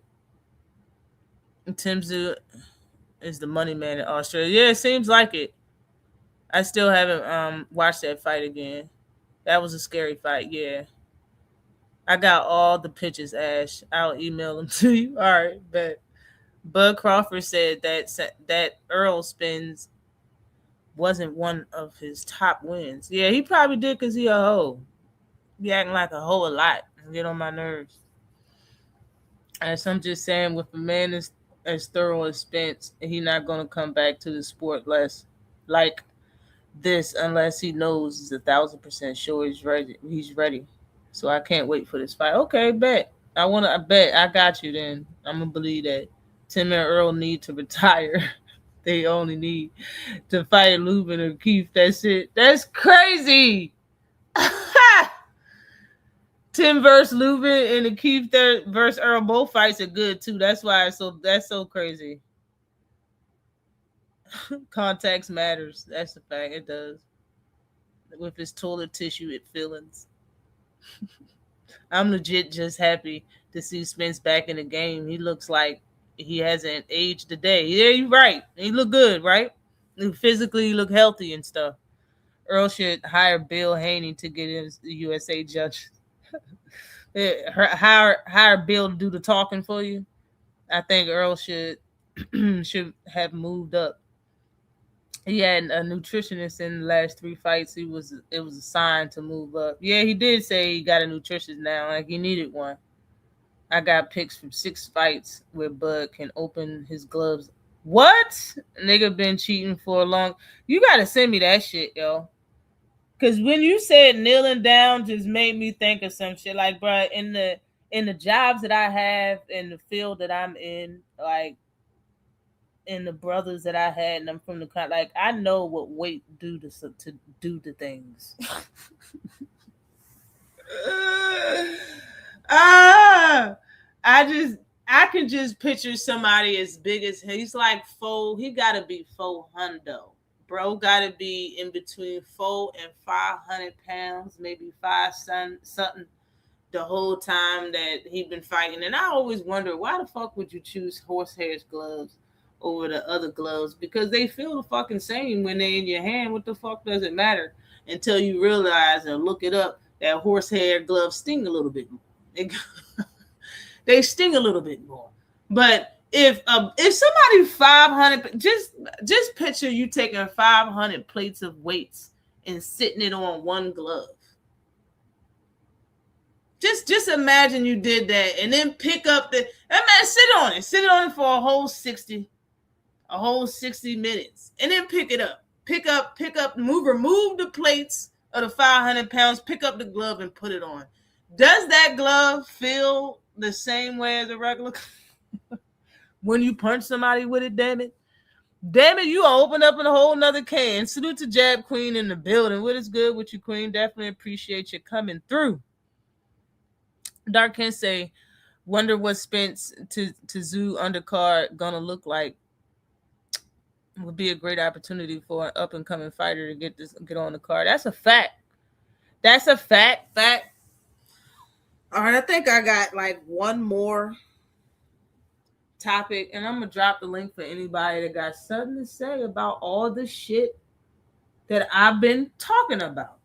You heard me. Hold on. Well, I gotta finish this. Errol Spence. Hold on, wait. Yeah, I said Lamont Roach wanted to fight Abdullah Mason. Y'all didn't really write nothing in the comment section. What y'all think about Abdullah Mason versus Lamont Roach? Conquer his stadium, conquer his country. So I don't think there's no need for just shaking hands and ha and then next thing you know we trying to knock each other head off. Like I told him, I'll shake a hand, give you a hug after the fight. But right now it's game time, it's war time, and we going to war. So I don't give a fuck about all this shaking hands and kissing and all that shit. Yo, Errol, 3 years ago, man, you were one of the first from this modern batch of fighters to bring up the sanctioning fees and question that. Where do you feel about everything that's going on since your absence and the movement, specifically the Zuffa versus the traditional old school wars going on? I can't really speak on that because when I was away, I was away. So I was nothing but family time. I was away. I watched a few fighters that I know. Like when they fought, I watched their fight, but like I wasn't keeping up with none of that. Like I was totally locked into the real world. Do you still feel that's more important though? Are you pregnant, sailor? Y'all do too much. I mean, man, I'm talking as a 36-year-old man. But when you're 20, 19, 21, and you first turn professional, I mean, your whole goal is to get a world title. That's the only thing you dream of. I wasn't dreaming about making $2 million. I wasn't dreaming about driving Ferraris and all that. I was dreaming about being a world champion. So, I mean, I can't speak for the younger guys and younger generation because that's what they want. Yeah. They want to win world champion. I mean, they want to win world titles and stuff, but, you know, me being that young, I also wasn't worried about, you know, my finances and stuff like that too. So, you know, it's kind of a double-edged sword, but I mean, you know, it's gonna be whatever it's gonna be. But I mean, a lot of kids out here, I wouldn't be who I am today if it wasn't for. My goal was to win world titles. When I was 15, 16, you know, I was watching nothing but, you know, title fights and seeing these guys with all these belts and things like that, and that's what inspired me to be great. It wasn't really about the money until I got a lot older, so having a family and then start dealing with the finances and stuff like that. But you know, everything. It is a huge problem in boxing that we do need to fix, and hopefully it'll get fixed soon. I mean, boxers need representation. I mean, it's gonna be hard. It's gonna be hard to even have a damn union because I mean we are independent contractors. So how are we gonna have a union when we're working with so many other different? This promoter not working with their promoter and all this, it's different entities. So I mean, how are you gonna have a union? So I mean, it's gonna be a huge leap for. It's gonna be a lot for us to get through certain obstacles. Also to fight Canelo Alvarez. If that fight comes up next, would you be willing to move up to 160 to fight Canelo Alvarez? I mean, we'll see. We'll see. Which of current champions would you like to fight? I mean, once you get to a certain level, I mean, you're not really worried about champions. I mean, like I said, yeah, I wanted belts when I was younger and things like that. You know, and I still will get get one if the opportunity, come. But I just want great names, good names, great names.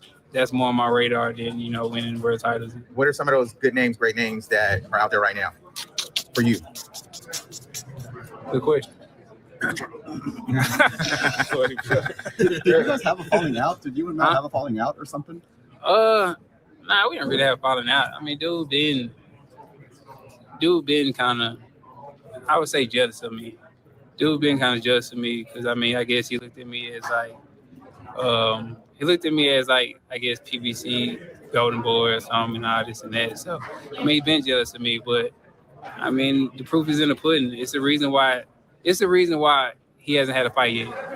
And it's the reason why I can say, hey, I want to fight, and then I have a fight tomorrow. You know what I'm saying? Shit, people tired of goddamn, giving him fights, and then you get in the red. Yo, this is so true. What's being said right now is so true. Salute to Just Do in the building, yo. Salute to Just Do in the building. And Boxing Hacker done hit the daggone link. What is good? What's up, Ashley Korner? What's good? What's good? Pretty good. Hey, I agree with most of what EJ is saying. I am a little bit worried about him coming back, because, boxing is not one of those sports where you can be like, you got want to box, you can't just jump in there, So I want him to jump in with one foot out the door and then he's just not who he is, because EJ is a great fighter, and it'll be sad for him to go out without putting his putting his all into it, and really want to stay in there.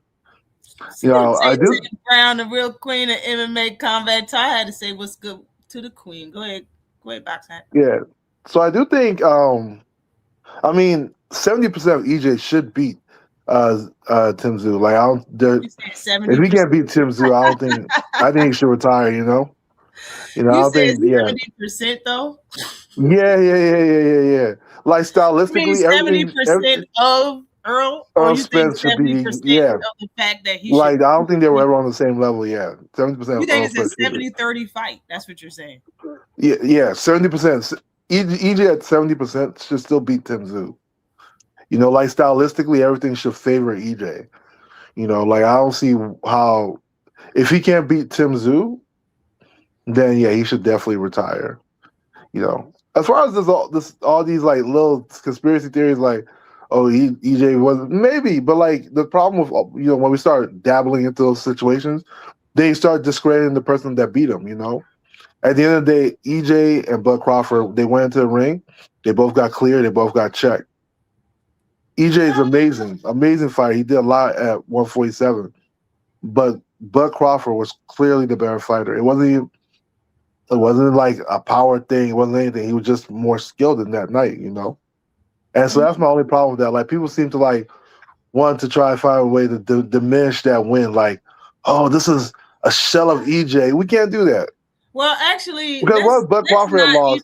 Let's not talk about that, because this is like a David Benavidez type night. This is not even about Bud, being that Bud not here. But I have to say, if Bud is going to say that the win ain't shit, then it should be no problems that the fans say that the win ain't shit. Do you agree? The fighter itself, the person that you're trying to give the praise to, is saying that he doesn't even want it. He don't care.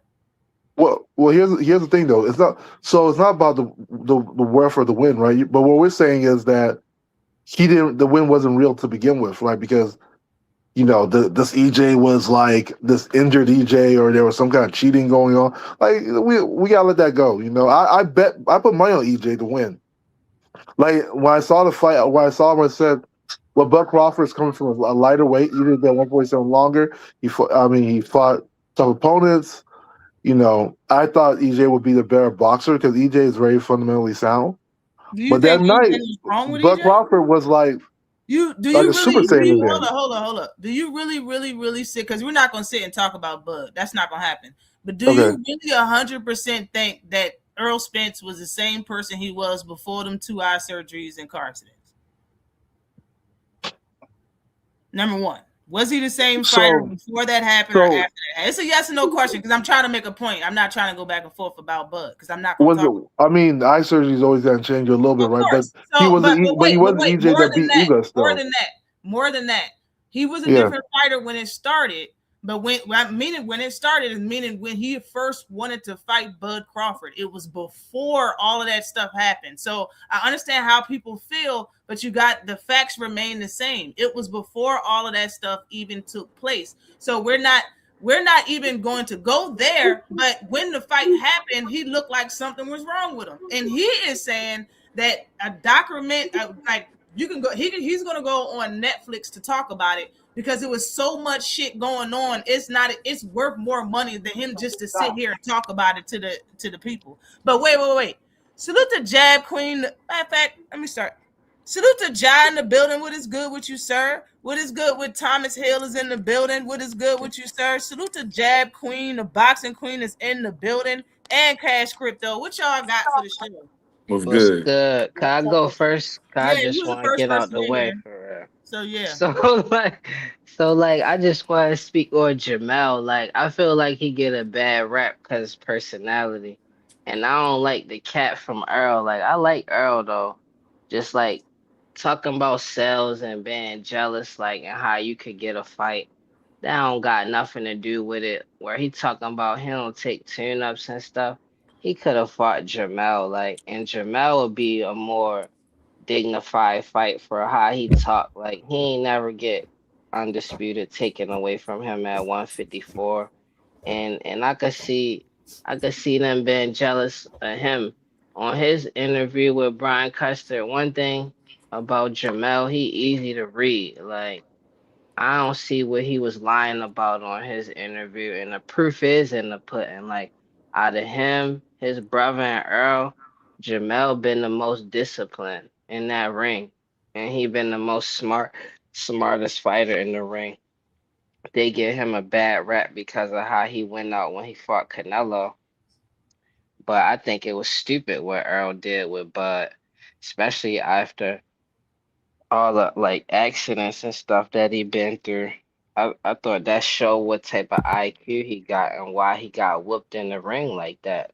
And I think that he could have been went up and fought Jamel and he didn't for a reason. And then he was too busy trying to chase the accolades and the status though. But yeah, you talking about fighting somebody and coming off of your layoff and coming off of your layoff and stuff like that, and you ain't talking about fighting Jamel, you try and write it off, talk about jealousy. Like Jamel is proven at 154. You not even proven fully at 147. Like that's all I had to say on there. Peace and blessings to everybody. All right, Jai, definitely appreciate you coming through and saying and giving your piece. Shout out to Victor in the building in the super chat. Definitely appreciate you in the super chat. Say boxing hacker and AI. Push the delete button quickly. That's crazy. Salute to Blaze in the building. What is good? What is good with you, Blaze? Pound for pound in the building. Who's next? Thomas Hill, Jab Queen. One of y'all was next. Thomas Hill was up there before me, I believe. Well, you can go because I'm brushing my teeth right now. I was like, yo, why does he sound like that? I don't really want to talk too much about that particular. But I do have a comment to what the young man who just jumped off said. You can't really say that the man is improving at 147 when he had all the belts except one, right? That's like diminishing the whole entire division, right? So I don't really agree with that part necessarily. But moving on, I mean, EJ gonna be EJ. He's gonna do what he's gonna do. I am a little nervous for this fight. It is 3 years off the couch. Tim Tszyu, I mean, he ain't the toughest nigga, but he ain't really a walk in the park right now either, especially since he's been active. He did have 2 wars with Fundora, and who else knocked him upside of his damn head before then. But nevertheless, I mean, if this is the fight that he chooses to come back to, then, we're going to see how he looks. I'm a little nervous, but hell, he's a grown man. He's going to do what he do. But I want to get to the fights last night, God damn it. That PBC card was so fire. Yeah. So fire. From the fight that I watched anyway, I wasn't able to, really concentrate and sit down until, the end of the Sanchez fight. And then from there on, I caught the whole card. But that was a good fight. The Hami Munguia, I thought he put on a clinic against Resendez. I was expecting Resendez to put up a little bit more of a fight because of what he did to Caleb Plant. So now I got to reassess my intuition with Caleb Plant. All of this is craziness, but I think that David Benavidez did absolutely amazing. I knew it was going to be brutal. I knew that he would come out on top. A lot of people were nervous because of the weight jump and all of that, but David Benavidez, he's just a different beast. He's just a different kind of animal. That hand speed cannot be duplicated.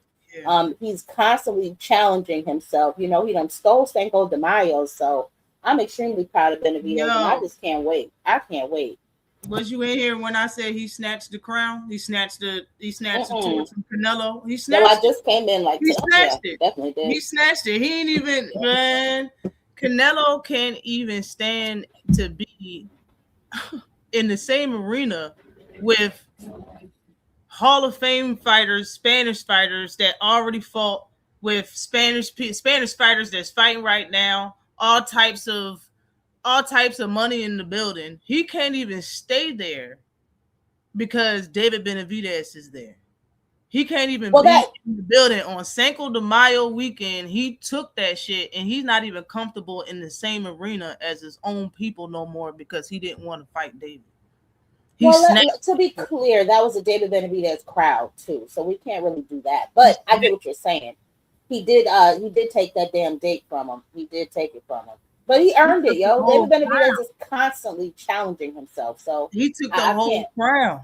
The whole thing is gone. Like he came, they were booing the dude. Then matter of fact, it's old fighters, Chavez, all of them don't respect the fact that he won't fight David. That he won't fight David. They already know what it is. Like all of y'all we all Spanish fighters, you know what I'm saying? They all in the mix talking Beyonce Spanish fighters. They've been doing this for decades. And you got one person that's crowned the face of boxing in the era that term wasn't even used when they were fighting. Canelo crowned the face of boxing, moving up, being only fighting certain fighters, not standing in the weight class. Like the people that Canelo look up to that was in that building didn't even fight through their careers like that and didn't even get the recognition. They looking down on Canelo and he felt that shit. I know he did. Yeah, they were in the building last night. Yeah. That shit crazy. What you think about the Munguia fight though? That's what I was saying. I was a little like I said, I was surprised that Resendez didn't put up much more of a fight because of what he did to Caleb Plant. So that was a little surprising. I knew Jaime Munguia would win though, but I just thought it would be a little closer, and it wasn't. I mean, Resendez pretty much got his ass whooped. That's a fact. But you don't think that it was the size of Munguia, the fact that I think Munguia punches harder than Caleb Plant, and that he throws more punches, and they always they be in like 3 combo successions, like all the time through the whole fight. He was throwing 3 pieces at Menendez. Yeah. The only thing is, like I said, I expected Jaime Munguia to win. I just thought the Resendez would put up a little bit more of a fight, because I didn't expect him to beat Caleb Plant, and he did. You know what I'm saying? But Caleb Plant, he does struggle with, I'm not gonna say melanated people, but combination punches and stuff like that. And he gasses early. He gasses like round 5, round 6. So, but I thought Jaime Munguia did a great job last night. I did. I thought he did amazing. Whatever him and Eddie Reynoso was working on, you can tell it kind of paid off. So shout out to him. Facts. That's a fact. Thomas Hill. Are you done brushing your teeth, or is it Cash Crypto? It's still on Crash Crypto. I'm still up. All right. Yeah, my bad. Salute to Teach in the building. What is good with you? What up, Ash? What up, Ash? I'm gonna send you the pictures so you can make up your mind for yourself when you see the damn niggas' gloves open like oven mitts and all these fights. And you can't open the boxing glove like an oven mitt. And then you just pair that with the fact that he's with Kinahan and all these other shady characters, and then remember that boxing is a corrupt sport. You know what I mean? Even though boxing capper done forgot the shit, but enough of that. If Errol fight, I'm watching. I don't got no emotions when I watch. I don't give a damn if Errol get his ass beat. I like watching pain. I mean, it is what it is. Man, David Benavidez, man, he pound for pound #1. Yes. He been there in my book, and he proved that shit last night. He just jumped up 25 pounds. Let's talk about that. 25 pounds, and was clearly the smaller man in the ring and beat the dog shit out of Zerto, who's never been stopped before. Harder they you know what I mean? They got a lot of people above Benavidez that they need to throw them off the list completely and put the right people up there, man. They've been hating on David for years. It's been a long time coming. There was a lot of good fights this weekend, man. I had fun watching. Oh, it was fights, fire! man. It was so fire. Did you watch the Cash? Did you get up early enough to watch anyway? I fell asleep and then woke up in the second round, so I watched that. I missed the other one. I had to go back and catch those, but I watched that one, yeah, for sure. Mm-hmm. I think I agree with people in saying that Bam Bam would probably be his best foe, and if he can't retire, in my opinion, without fighting another one of our guys, it's just how I feel. Like, I don't think Cool Boy was the one anyway. Like, I didn't think that was going to be a good. I don't think Bam Bam can fuck with him either, though, man. It'll be a better fight. Really? No, Bam Bam's ain't, too he small. never fought above 115. This nigga ain't He's too small. he ain't fought at no higher. People say Bam Bam loses over 30 pounds. People say he He'll fuck around and stop Bam. I'll watch it, but Bam a weight bully. Yeah, but Bam might get stopped in that fight. He That is might be a a little weight too bully. much. I mean, he put on a lot of. I ain't gonna call him a weight bully, but he definitely put on a good 30 pounds. Why not see that pain though? Why not? Why not?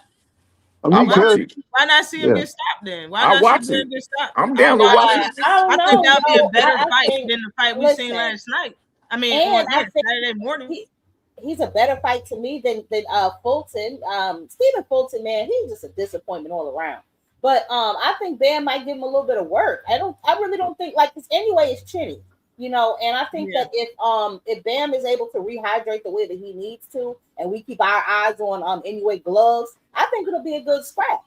I don't think anyway it's chinny. I'm just not high on him. Bam plays with his food. You can tell he play with his food, and then when he get hit hard, he gets serious and drop or stop the person he fighting. Like, bro, it's enough of that. Anyway, not chinny. I mean, him fighting Shushu might be better at like 126. He just take risks. Nah, that nigga go down almost every fight. That nigga chinny, bro.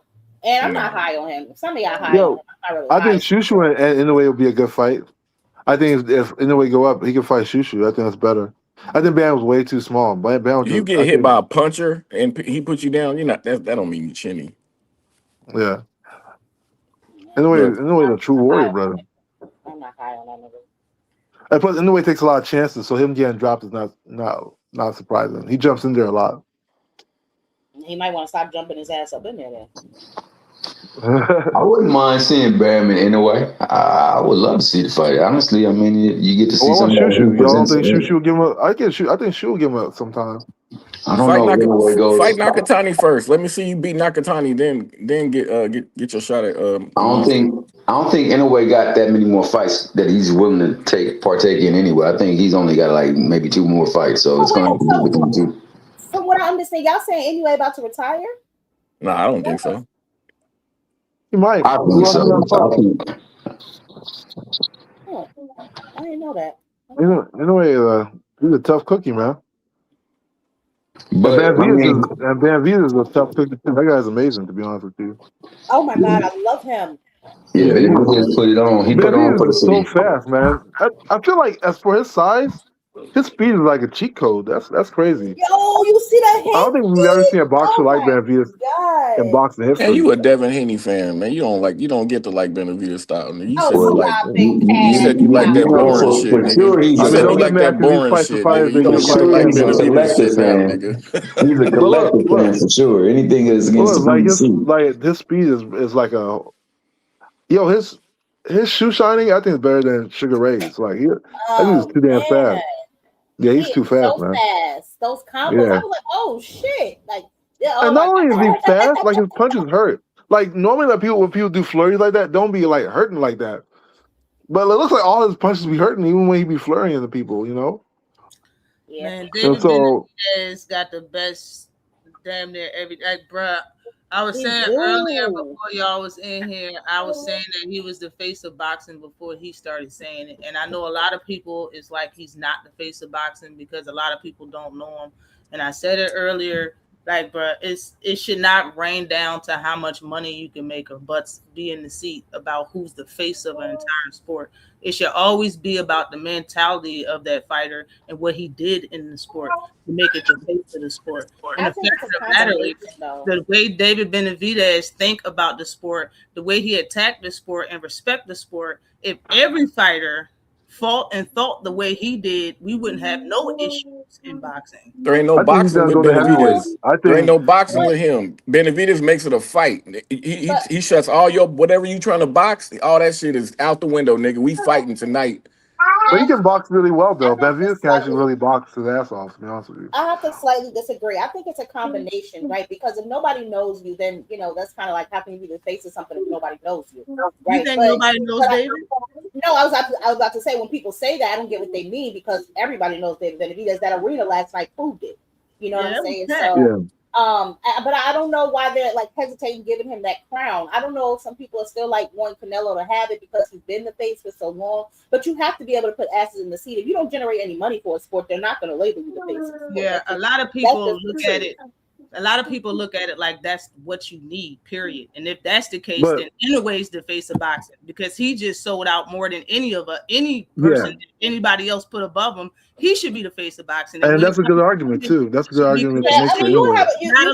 Excuse me, hold on, Boxing Hacker. But at the same time, it should be Carissa Shields when it comes to girls, because people know her more than they know any female boxer, right? Yeah, but no one likes her. That's not true either. Yeah, but I thought she is the face of boxing. She's the face of women's boxing, isn't she? It's not solely about how many people know you, and a lot of people look at it like that. How many people know you is how many butts you put in the seat generates to how much money you make. Like, that should not be the bottom line of it, dude. Like, can you have an interview without cursing? Can you have an interview without saying the N-word? If the answer is no, then why should you be on the front of a fucking Wheaties box? And I think that it depends on how you live outside. I mean, come on, Mike Tyson said a lot of crazy shit, and they had a whole video game for him. Those days were different. No, it ain't that different. Mike Tyson was talking about eating children. They had video games for him, so I can't say that.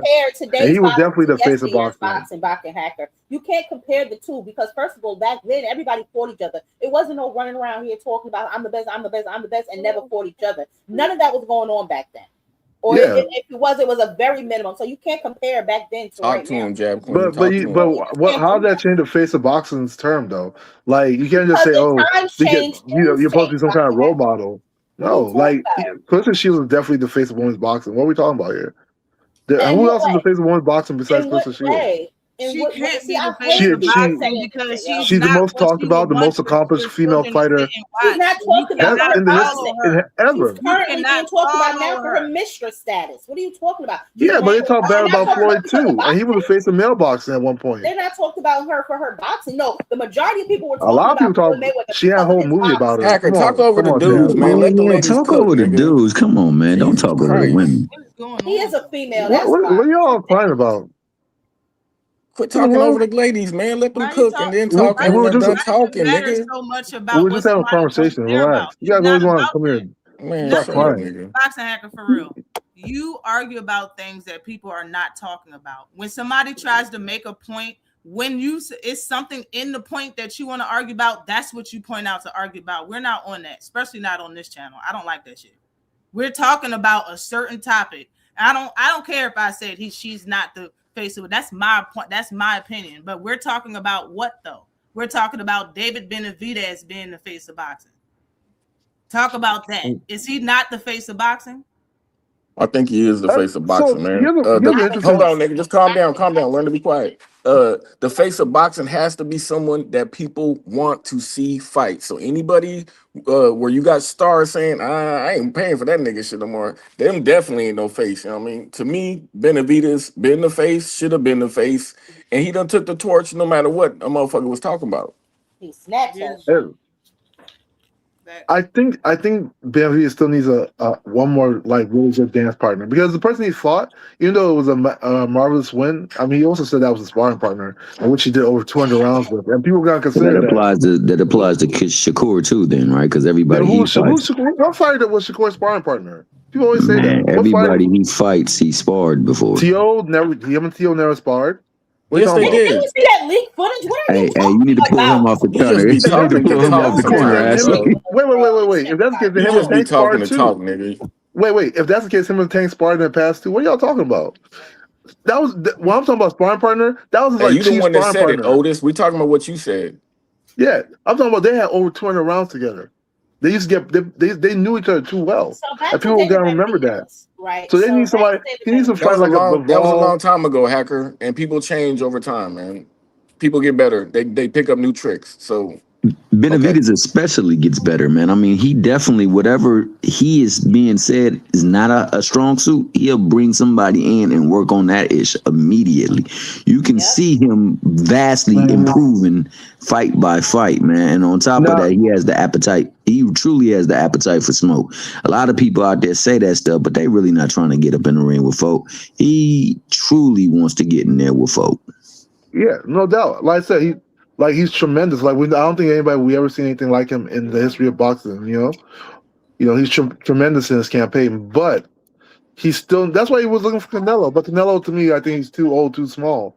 Benavidez, I think, is gonna end his career heavyweight. He should What end is his career really a heavyweight. problem with David Benavidez, bro? Because you got a lot of. It seems like you got No, a I lot don't have a of. problem. I say he's tremendous in his campaign, but to say like people are still gonna want him to fight like a marquee name, and he's been looking for it. It's not to say they haven't been trying to fight Canelo because if he beats Canelo, there's no doubt he'll be the face of boxing, right? There's no doubt to it.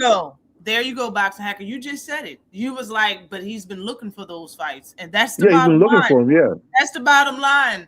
Politics is what stopped him from getting what he deserved years ago. correct. He wanted to beat Canelo years ago. He should have been undisputed years ago. He should have got Bivol years ago. He should have already, this shit should have already happened. He been had to fire. He been had to fight. We just finally seeing it because he finally getting what he want, and he had to go all the way up and fight Zerto for it to happen. Like, look at the people he fought, and then tell me that he didn't want to fight everybody that's considered a hard fight. Not a good name. Fuck names.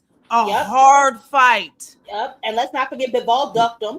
So I mean, you can't Yeah, act like I David think. Benavidez is not out here searching for the smoke because he definitely is. Yeah, I'm not saying that, but at the same time, you also can't like magically give people wins over people, right? So he has to get those fights. I mean, at the end of the day, right? If he doesn't get them, Hold up. If they don't want to fight him, you can't take his credit from him just because they don't want we're to not fight him. taking credit, but we can't also give credit. We can't give credit either. Like, oh, they didn't want to fight. We can't give credit either. The fight just never happened at that point.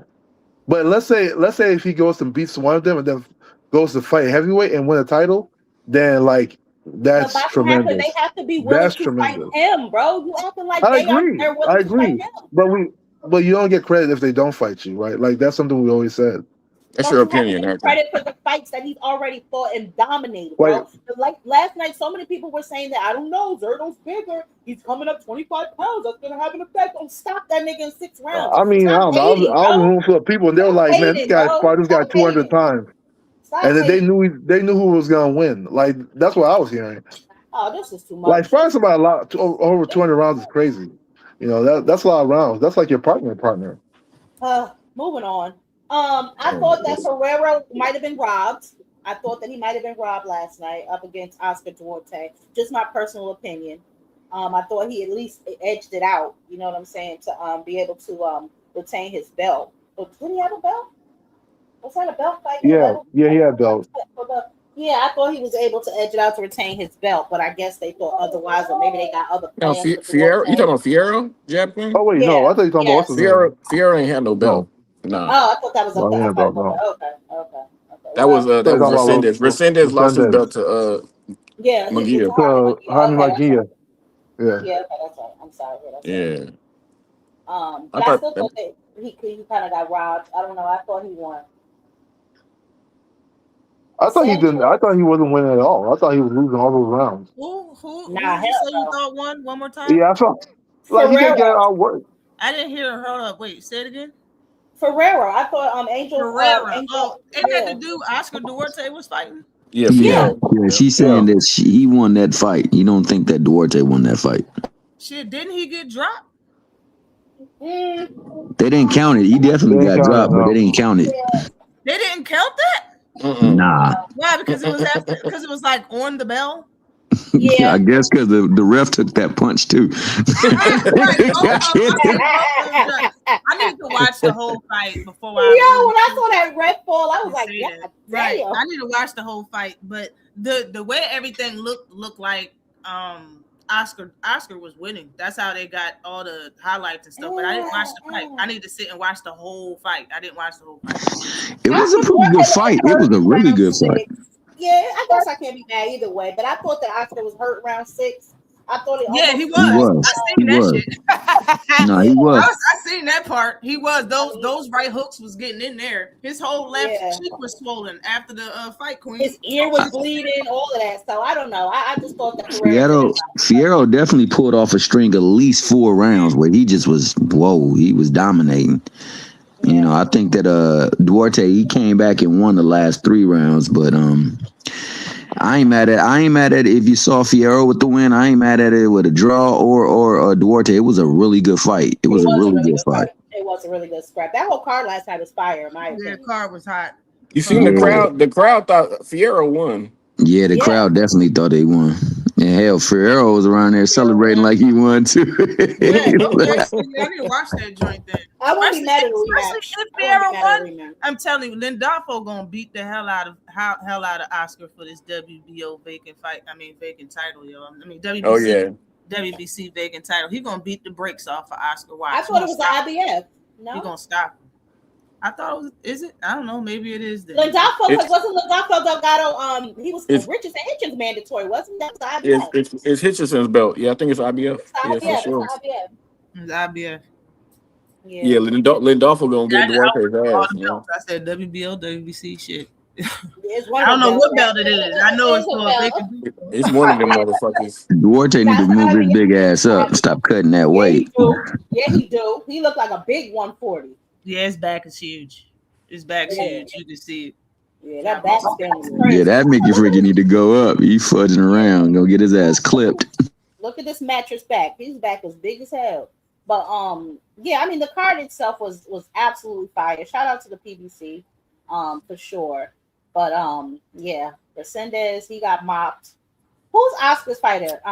Oscar, or was that Resendez? Zero. Okay. We're talking about David. Y'all think David and Bivol should go ahead and make that next? I want that fight. Oh, she talking about Munguia. You talking about Munguia? Okay, my bad. Munguia is Oscar's fighter, right? Yeah, Munguia too. Yeah, Munguia. Okay. Yeah, Bivol gotta make the fight. Stop ducking, man. Especially I don't. If you just stop Zerto and you fault Zerto to 12. Like, come on, bro. He gonna stop Bivol too. I don't know. I'm saying he went 12 with Zerto, so it's no need. You can't act like David ain't worthy or nothing. You need to fight David. Oh no. Did you see the interview before when Oscar said that David Benavidez was chinny? Like, come on, you just be hating Oscar. I have like a love-hate relationship with Oscar De La Hoya because I love his fighting game, but as a promoter, he be getting on my damn nerves sometimes. Him and his Slee Stack was watching the fight. They was looking shook when that boy was whooping his tail, whipping Zerto's tail though. He was beating that boy from pillar to post. Oscar didn't say nothing. That boy looked shook. I'm gonna say this. Bivol definitely needs to fight him if he's going to fight. Now, I don't know how well he'll be able to be in the ring because he had back surgery, and I remember. Oh, here we go. What?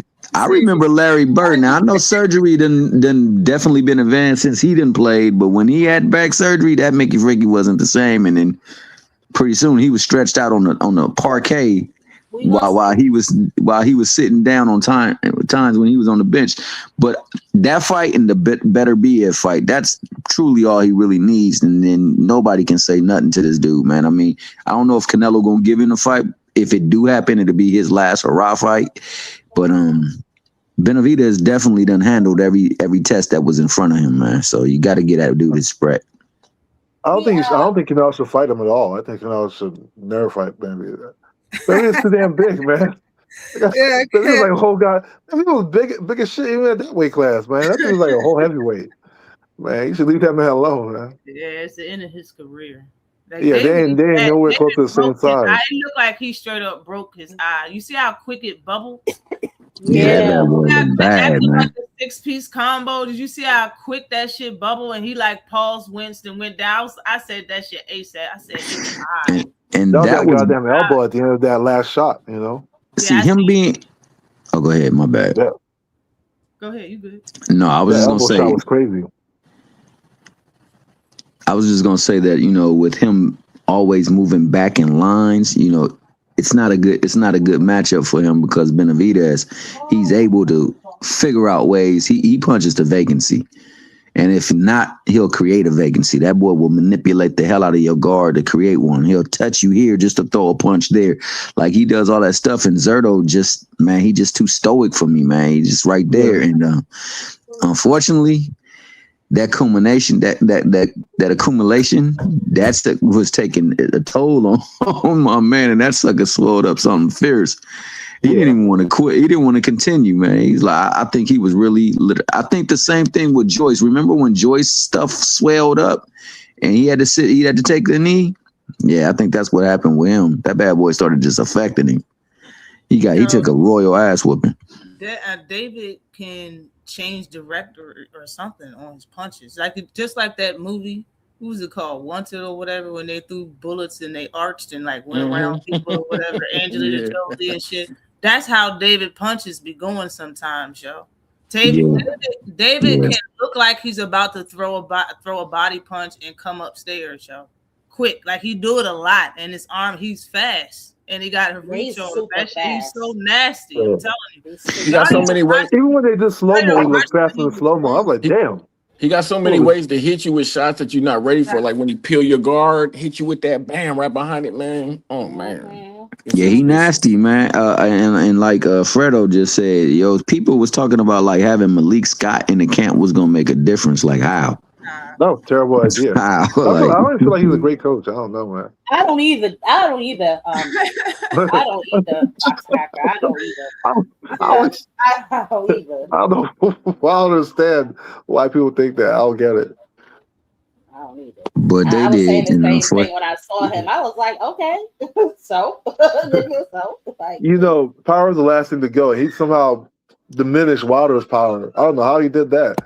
I don't understand that guy, man. Yeah, I don't know, man. Maybe Scott would be my last choice as a coach. I don't know. I don't know, but that was amazing. Great performance by David. You could tell everything that he pretty much landed was hurting Zerto. Like Ashley said, that eye started bubbling up, honey, like a guy. Yeah. Listen, Jesus Christ on the cross. When they showed his eye, I was like, oh, that looked broke. He couldn't even open it. It just looked like it was filled with blood and pus. Right. Oh my goodness. Amazing. Amazing. He broke his nose and his orbital probably. His nose was popped. His nose is popped. Yes. He did that. Yes. When I seen the blood immediately, I said, oh yeah. And he got up. I was like, oh my goodness, yo. He got more powerful. Didn't it look like he had more power at this weight class than any of his other weight? And he looked faster. How was that even possible? Yeah, faster too, right? And that right hand, man. When he threw a 1-2, the left didn't hit him, but that right, I was like, bang! I was like, hold up. Because Benavidez is a heavyweight. I keep saying that dude's a heavy. That's it. That dude's not light heavy. That brother's a true heavyweight. He's not a heavyweight, bro. He weighed 202 pounds. Fight time, 202 pounds. That's not heavyweight. He weighed in at 196, though. Yo, but I'm talking about his fight weight. He weighed 202. He had shoes, shorts on, and did you see him in the weigh-in? He ain't weigh 200 pounds. Nah, he was 196. Listen. He's not rehydrating to that, right? That dude's a heavyweight. I don't know. He's not. He rehydrated to 202 pounds. He might not rehydrated to 200, but that dude's big. He is really big. But I think both can be true this time. I think what the truth is, heavyweights walk around at over 220. Yeah. He's saying David is not that. That's what he's saying. David is not that. Jeez. Heavyweights walk around over 220 pounds. And heavyweights look all flabby and nasty. I don't even like watching them fight sometimes. Like when I had to watch Big Baby, it was like, ew. Do something. I don't really care for Big Baby. You know. They don't fight now. So what's next? What's next for Benavidez? Who else? Right? Like Bivol. who else wants to fight? Listen. I woke What up this about morning like Beterbiev? on my I think Debo shit. Who Beterbiev would else be a good wants fight some? too. Beat him down, beat you down. Who else wants some? Beat him down, beat you down. I Beat mean, him down, beat Bival's a you different down. type of Who else monster wants too, though. some? So Who? Bival's gonna give him a totally different look than Zerto Then would. So I don't know. Bivol shouldn't have dropped that belt then instead of fighting him. I don't want to hear this, They bro. don't want to Stop fight. hating. No. Stop hating. The only Stop person, hating. the only people is Bivol and maybe Arthur Beterbiev. Don't nobody Yeah. want to fight. He sparred Bivol too. Don't nobody Hacker. jumping over Hacker brooms to fight David. Bivol gonna get the done the same way. Exactly, Ashley. Yeah, Nobody I would wants love Beterbiev to is good see then. Bivol fight. I would He love inspired to see it. Beterbiev. If he'll take the fight, Oh because it my seems God, like he been this nigga tight-lipped. here, What has he ever said about This David? nigga here. I thought he said he would take that fight. I felt like I heard him say that. This fucking guy. Let me tell you something. Y'all was saying Opataya before. David Benavidez stops Opataya too. You know, like y'all have to just give the man his damn props. Yeah, Beat him no, down, he's beat good. him down. Who else No, he's good. wants some? He's amazing. After saying what we've seen, there's really nobody you can say that will beat him. It's Unless he nobody goes fucking with heavyweight Monster. or He said it something. last night. Ain't nobody Nobody fucking gonna with me. beat this man, yo. Nobody. Gonna beat him. And that's why I said he number one, man. Yeah, you number one. And that's what pound for pound means. If everybody was the same size, who beating who? So I mean, tell me who beating Benavidez? Nobody for If he's the same size as what?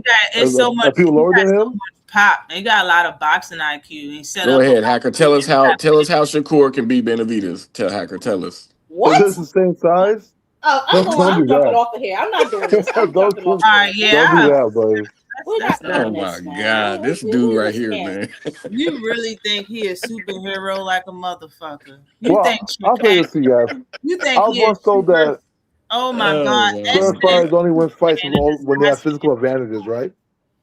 Bruh, But he has a lot of physical advantages over people too. Like, so I think Zero might be the first what time. physical advantage besides speed did he have over Zero? Yeah, Zero might be the first time where he's not naturally bigger than a person. I'll say that.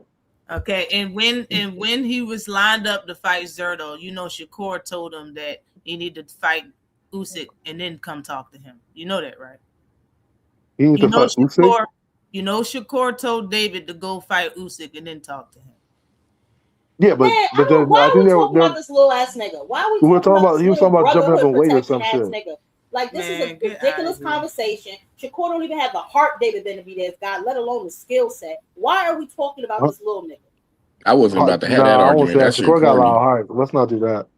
Oh my God, moving on. Shakur Ashley, got a what's lot of next? heart. But Let's I not- appreciate you coming through, Boxing Hacker. I've been paid, and that's your time. All right, Yeah. Salute to you. What you Jesus say, Dad Christ. Queen? Bye, Moving Felicia. on, because this nigga here, bro, he know how to ruin a good conversation. Jesus Zach Christ on B. the cross. You made it happen. Jesus Christ on the cross. Anyway, I can't really see anybody beating David Benavidez either. Like I said, there was mentions of Opataya. Some people I see in the chat talking about Ben Whitaker. Ben Whitaker's not even ready for David Morrell. So I don't even know how his name. I would love to see that, Queen. I would have so loved to see David Morrell versus Whitaker. Eddie shut that down so fast. No, That shit would be hilarious. How you a prospect and you older? And you older than me. I was like, yes, Morrell, get him. Yeah. Ben Whitaker plays too much in the ring for me. I think it's because of the competition. I don't know if he, would obviously, I wouldn't recommend that against a David Benavidez or a David Morrell playing around in there like that. But he does have skills, but I don't see him ready for David Morrell. So I know he's not ready for David Benavidez. I just don't see it. I don't know who else he could fight. You need to fight somebody. I'm tired of this. I wouldn't say Intuma. I wouldn't say that because I don't think he's ready. I don't know. I think Intuma's really good, but I don't think he should be anywhere near David Benavidez either. If David's going to stay up there at heavyweight, I don't know who else he could fight. I don't think Usyk would fight him. I just don't know. You know what I'm saying? Who else is really up there for him? For Benavidez? Yeah. Oh no, he's not big enough for heavyweight. I can see him dominating cruiserweight, super where he just come from, light heavyweight, and if he want to go back down to 168, man, ain't nobody want to fight. Yeah, I can't from 168 on up. I really don't see it. Don't nobody want to get in the ring. But I'm gonna finish this video. But I have a question for y'all on the panel. What do you really think about Lamont Roach versus Abdullah Mason? I thought he was about to fight Zepeda. He called out the champions, and the first name he called out was Abdullah Mason. What a little bitch. Listen, these niggas, they get on my nerves, Ashley. They get on my nerves. Just like fucking Keyshawn the other day talking about he want to fight Conor Ben. Like, these niggas get on my nerves. As far as this fight, though, let me stay here before we move all around. Lamont Roach, Abdullah Mason. What does a Lamont Roach bring to the table for an Abdullah Mason? Abdullah has a belt. Lamont's coming off 2 draws.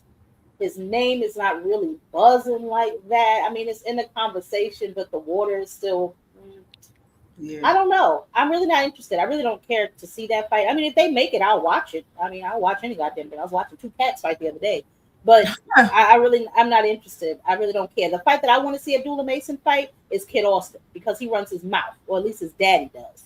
So that's the fight I want to see Abdullah Mason in. The rest of these. How about Roach? What do you want to see him fight? He called out Shakur and the other champion at the weight class. Get past Zepeda, because you barely scraped past Pitbull. Yeah, I think Zepeda going to surprise people because he got a large output, and I haven't seen Lamont Roach fight nobody with an output quite like Zepeda's. But at the same time, when he fought Pitbull Cruz was doing it to him when he had a large output during the fight. When he stopped doing that, that let Lamont Roach do his thing a little bit in the fight, in my opinion. What you think? No, that's an accurate assessment, and I think that Pitbull, surprised Lamont when he almost made his ass do a cartwheel in that ring. Lamont looked beat the hell up. Did you see him at the post conference? He looked beat the hell up. Ice everywhere. Just they keep robbing me. No, nigga. He said it was headbutts. He said all of it was headbutts. That's what he said. Oh, about please. I was like, this is all right, bro. And he said his hand was broke. That's what he said. His hand was broke, and it was all headbutts. That's why. That's because Pitbull got a big ass head. He broke.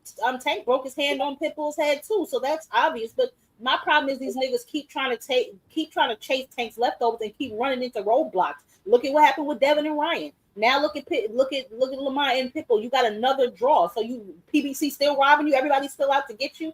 Get your ass up out of here, man. Come on, man. Whose hand was broke? Lamont Roach said. That's what Lamont I ain't never heard that shit. Listen, in the post-fight interview, sitting right there in front of the audience, he said his hand was broken during I must have missed that. He said that shit, though. And he had 100 excuses. He had 100 excuses. He had mad excuses. He was holding ice up to his head and stuff. Yeah. And his lip was beat. His lip was busted up. I looked crazy. He looked at a mess. I was like, "Oh, Pitbull definitely." I wouldn't mind the Abdullah and Roach fight, but I think Abdullah beats him. But hell yeah, I watched that shit. You just seen him lose to, well, not just, but we've seen him lose to, what's his name, Heron, and I think that was strictly because Heron was using the jab and trying to use his reach, and he's tall. He was fighting tall. Man, Abdullah Mason can do that shit faster and harder. Just being real. He can jab the shit out of Lamont Roach, man. Yeah, and Lamont is a good boxer, but I mean, like, why does he keep getting all these big title opportunities? I just don't understand what's going on. Coming off 2 draws, like what? You have to redeem yourself. Come back. Like, let's get past Zepeda. He's putting the cart before the horse again. He got to get past Zepeda. He thought he was gonna run through Pitbull. Like, bruh, you got to stop. You have to stop this. We're gonna see though. I think Zepeda gonna get him though. Real talk. I think Zepeda gonna get him. Zepeda, I'm telling you, I think he probably learned a little bit. Just like what's his name? Patty, the electrician. He learned a lot. He learned a lot after that loss by to Shakur, and been beating ass ever since then, I heard. But he hasn't lost since. But I'll say this, right? He didn't have a lot of camp. He only had like a week camp, 2-week camp, because Kid Schofield pulled out extremely close to the fight. So Padley didn't have a lot of time to prepare. But even for him not having a lot of time to prepare, he did lasted good. 9 rounds. Yeah, he did good. He lasted 9 rounds. So I mean, I don't know, but Padley, he has been, he's definitely been, doing all right since. He's definitely been doing his thing. He hasn't lost a fight since, so shout out to him for sure. But I know that Shakur is supposed to be fighting Maritala now, or at least that's what he looks like he's about to be doing. He's been trying to fight Maritala. Right. With the Maritala thing. All right.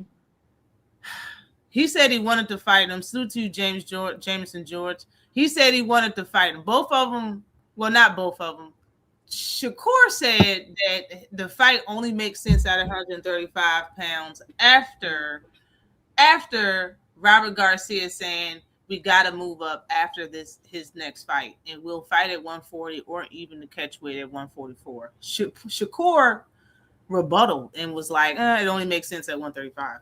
I know, and that's what I was going to say, Ashley. Why does it only make sense at 135? You are the champion at 140 with the ring belt and all the accolades up there that you inherited after you beat Teofimo Lopez. Why the hell does this fight only make sense at 135? He's lying. He's saying that because he wants to go back to 135 and he wants that belt. But I'm going to tell you right now, and this is what I've been saying for quite some time. He's just saying that shit. The walls are closing in on him and Devin Haney, right? Because Oshaki has made it clear. Oshaki has made it extremely clear, nigga, I don't care. You don't got to come to 130. I'll go to 135. I'll even go to 140 to fight you.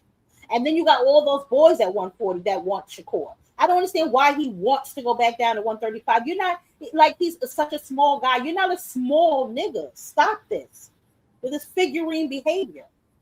He wouldn't fight He wouldn't fight him at that weight class anyway because he said he has to move up. He's too big to fight at 135. So of course he wants to fight at 135. The coach just said you can't fight at the weight class, so of course that's where he wanted. Of course. Yo, but let me get through this. I think I only got like about 10 minutes left on this joint. Yeah. Because he fighting and he ain't got any fans. Like, talking about how hard though, yo. What was he talking about? I didn't even get to see this. I couldn't find it. Where the hell was it? It's on who the hell is this? Fight Hub TV. To me, but I mean the proof is in the pudding. It's the reason why he hasn't had a fight yet. And it's the reason why I can say, hey, I want to fight, and then I have a fight tomorrow. You know what I'm saying? I mean, shit, people tired of goddamn, giving him fights, and then you in the red because he fighting and he ain't got any fans. Like, where can Jamel fight at and sell out? Can fight in Houston and sell out? Like, so where is he fighting at? Like, he mad at me, but we might handle that in the future. Did you feel that in the gym? I was just about to say that. Yeah, I mean, I felt a little bit in the gym, but trying to be solid, man. Most times you can't be solid all the time. You gotta, listen to your intuition and Yo, Earl Spence just said that Jamel Charlo been a hater and he just had to deal with it because they both was in the gym. That's basically what the man just said. Fact. So okay, because I guess this is in response to Jamel Charlo's interview that he did with Brian Custer. Okay. Yeah, I called him a hater too. So we concur with you, EJ. Continue. He's saying the whole time that they was, because you remember they was talking, it was kind of cool at one point in time. You feel me? Like they supported each other when they both was in the gym. He said the whole time he was a hater and all that shit. This is why Jamel feel the way he feel. This shit ain't over. You hear me? It sounded to me like they're gonna be fighting soon. They're gonna be fighting soon. Look, it sounded to me like it's gonna be in the gym or out the gym. So smooth. And Errol gonna beat his ass too. Luke Rick Tim's in the building. What is good with What's you? up, Rick? Good morning. Man, Good morning. yes. Panel. Yo, check it out, man. All week long, I've been saying Zerto is ass. Benavidez gonna overwhelm this dude, but I thought it was gonna be more like 120, 108. But for him to just totally brutalize a much bigger man that couldn't get past 6 rounds speaks volumes. But, but check this out. That 4th round knockdown, Zerto went back to his corner. And this is why listening to your corner is extremely important. Because as soon as he sat down, his corner chewed his ass out like, what the fuck are you doing? Do not fight his fight. Forget the crowd. You need to fight your fight. You can't do it his way. And what does Zerto go right back to doing?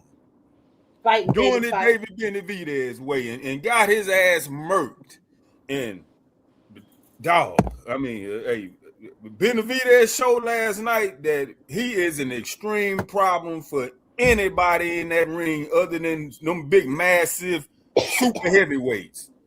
I don't see anybody that's gonna touch Benavidez 6'2" and under. Who gonna do it? Nobody. Nobody.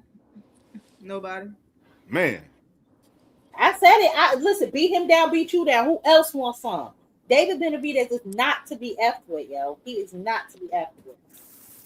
That hand speed, his IQ, his just aggressiveness. He's so evil with them punches. Man, it's truly an honor to watch. It really is. Yeah. Jamel Charlo is nice. I'm not going to disrespect that shit at all. The nigga's nice. I haven't seen him lose the way Errol did. If Errol is back, that's what's up. But I don't see them really fighting each other. I understand. I understand Jamel want to fight, but I don't think Earl's gonna fight that nigga. Because if Errol didn't talk like he was interested in fighting him. Earl just was like he just wants some money. That's why he's talking my name. He jealous. And I don't think he really want to fight Charlo. I don't think he really. Hey, you know what? Hey, I 3 years out, I still pick Errol over Mel, and I'm a Houston dude. What Mel showed me against Canelo really left y'all can't just go off that though. I don't care.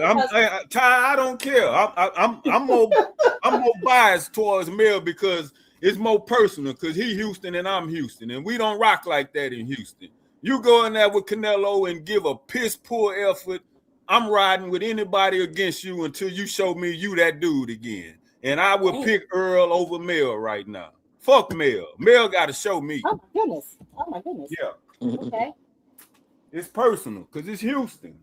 We send Mel back to Lafayette, Louisiana. Tell me how you really feel, Rick Timms. He said, I mean, really? Tell us Houston in the building. He should have did more. Right. Southside. Errol just said that they might handle that in the future. So it sounded to me like they're gonna fight. Shit. And they should be fighting right now. They both been out 3 years. I don't know why Errol is still stubborn and just jumping right into an active, younger brute like, Tim Tszyu. I mean, but that's just Errol's personality. He should have learned that stubborn shit don't work with what happened with him and Bud. He was being stubborn, But I still pick Errol to win, man. I pick him to beat Tim Tszyu. It's gonna be tough. I mean, Tim Tszyu done had about 6 fights since Errol fought, maybe 7 fights.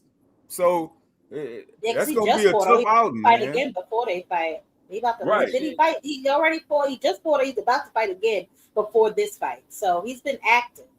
Yeah. Tim Tszyu versus Errol Spence is a good fight. It's a good fight. I'm not gonna miss it. Of course, I don't miss none of his fights. I've been watching them, so I'm not gonna stop. Of course. Yeah, I watch out of curiosity.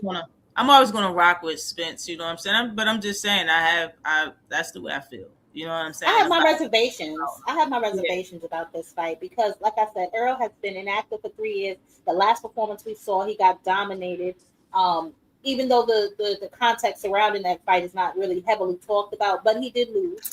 But I just feel like he might have wanted to take a lighter touch. Tim Tszyu is active. He's like Rick Tim said, he is a brute. He is relentless. You know what I'm saying? But he has been in some wars lately. So let's see if he's been tenderized enough for EJ to get in there and do what he needs to do. And Errol down to go to his hometown and beat his ass. That's why I fuck with Errol, man. I like how he moves. Yeah. Oh yeah, he's never been one to shy away from tough competition. I've never said that.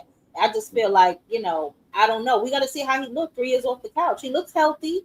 He looks like he's in better spirits. I'm starting to hear that little bit of shit talking coming back. So we're gonna see. Yeah, we're gonna see.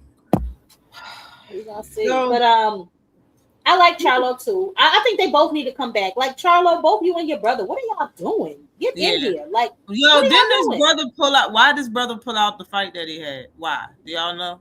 He said he was pulled out. He didn't say that he pulled out. They said he was pulled out. I don't know what happened with that. It's like all cryptic. It was very cryptic, but yeah, he was scheduled to come back. That's weird. Yeah, it is. Well, they in the gym together. So Errol in the gym with Jamal and running. So Errol and Jamal can, mix it up and that's good for both of them, especially Earl. You know, dealing with that jab Jamal has. I mean, that's the better Charlo for real. Way better. Okay.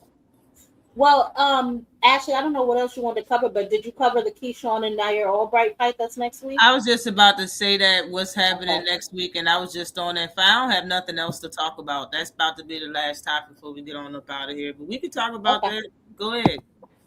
Nair Albright. Nair Albright and Keyshawn Davis Part 2. The backstory is there, in my opinion. Obviously, everything that happened with him, and then Nair Albright putting hands, shoulders, knees, and toes on his brother. And then what happened in the locker room after that. So, the storyline is definitely there. I don't know if Nair Albright has gotten much better. I always thought he was good, though. I think he gave Keyshawn his toughest fight. So we're going to see. We're going to definitely see. My issue was with Keyshawn calling out Conor Ben. That was kind of nasty to me. But this fight, I'm here for it. Man, I was in the building for that first fight, Keyshawn and Albright. And Albright showed me, it was down here in it was in Rosenberg, right south of Houston, at this at the epicenter. It was the grand opening. It was the first major event in that new venue. Yeah, it was nice, brand new. I was jugging at Bomac. Bomac and Bud was in the house too. And but what Albright showed me that night, he's no pushover, because Key really, really tried, and Albright showed him, hey, I'm not the one that you just gonna bully. So for him to go bully his brothers and got Key back in the fold to try to right that wrong, Key gonna have to really come with it, because Albright improved. He don't lay down for anybody. So I favor Key in the fight to to pull it off. But hey, Albright is legit. I like Albright. And he gave him his toughest fight. I think that was the toughest fight Keyshawn ever had. Mm-hmm. What?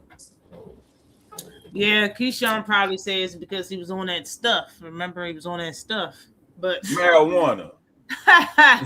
But at the same time, he probably got a lot to prove with fighting Nair Albright, even though he said he didn't want to fight him. The Top Rank liked the story, and Top Rank wanted him to fight him, so that's who we fighting. I was like, okay, whatever, but you better win, and better win in good fashion. When it came to his last fight with Frank Martin was getting hit and just not reacting. He looked like he was high off the devil's lettuce, for real. Frank Martin was moving slow as hell. Remember, why are you moving so slow? Why are you acting so unconcerned? And you just got tagged. It's like he wasn't moving fast enough after getting hit. So he almost got slumped in that fight. And it seems like Nair Albright is getting more confidence, more fight. Each fight that he has, especially after his last fight and doing what he did to Frank Martin, even though he's losing, you know what I'm saying? Even though he lost, like his confidence is high going into this fight with Keyshawn Davis. Remember, he said he wanted to rematch Keyshawn Davis when he went back in his dressing room and headbutted him. Yeah, he definitely did say that. I edge Keyshawn, but I wouldn't be surprised if Albright pulled it off. Me either. Albright can fight. He can fight. I think he's gonna open Albright up though. I think he's gonna hurt Albright in this fight. He looked better. Yeah, keep getting better, man. Look really good. Is this gonna be at 140 or 147? I forget. 140. I think it's a 140 fight. I don't think Hacker. I don't think what's his name is fighting at 147. Who that? The duty fight. Albright. Yeah, Albright fight at 140. Right. He came in heavy. He came in heavy that last fight. Kelvin Davis, he beat Kelvin Davis up at 140. I don't think he's had a one. He beat the brakes off. He beat the brakes. Yeah, he beat the brakes off. He dropped him on his ass and elbows. In their hometown. In their hometown. In the hands, shoulders, knees, and toes on that ass, boy. Good golly, Miss Molly. Yeah, he about to go in there and whip his ass, in my opinion. He's gonna beat Albright up. You think so? Well, he got a lot of animosity, but he better not take those emotions into the ring, because swinging all wild against Albright might not be a good idea. But Albright, like y'all say, Albright is tough, so he's gonna have to definitely bring it. Because Albright is tough as hell. He's a tough out for any of these niggas. Any of them. Yeah, he tough. He's a solid B fighter. He's a solid getting B fighter. better though, Ty. I like Key, yes, Key, he be all over the place outside the ring. Him and Shakir both talk too much and trip over their own words. But hey, they both getting better in the ring to me. He better make weight. I know that much. Yeah, he missed weight, didn't he? Last time? Keyshawn better make weight. He missed weight against play around on that scale. I thought Albright missed weight against Frank. No. Nah. That was Keyshawn missed weight against Edwin. That's why he didn't fight Edwin. His first fight back was on Ortiz. Okay. Nah, I don't think. Yeah, Albright did miss weight against Frank. I thought he did. Yeah, Albright came in 142. That completely came up under my radar. That's crazy. I knew I wasn't tripping. Albright came in 142, and Frank Martin came in at 140.5. So they both came in overweight, half a pound and 2 pounds. He went on the damn break. Man, they was like, we're gonna fight anyway. Screw it. It don't matter. Okay, I know that. I missed weight for his February 2026 fight against Frank Martin. Both fighters successfully made weight within reports indicating Albright weighed in at 142. It was a catch weight at 142. It was an agreed limit at 142. That's what this is. Okay. The fight was contested at 140. Lightweight contested for fighting a majority draw. Yeah. Okay. It was 140. So he was allowed to come in at 142. Yeah. Speaking of that's probably why it went under our radar, because it was no penalty. Yeah. I know that's why. What you call it got penalized last night. Ferrero had to pay $40,000 because he came in overweight. You know what, y'all? Speaking of catch weight, why do y'all feel Errol is fighting Tim at 158 and not 154 or 160? I didn't know they was fighting. Oh yeah, I did read that. I did read that, Rick Tim. It's 158 catch weight. 158. So that's like right in between 54 and 60. I wonder why. You think he going to 60? You think maybe he's trying to go to 60? Yeah, that is 60. Anything over 160. Ain't no names at 60. Yeah, basically is. You said ain't no names at 60? Not really. Not really. He said he wanted names. What Lester Martinez fight at? 68. Okay.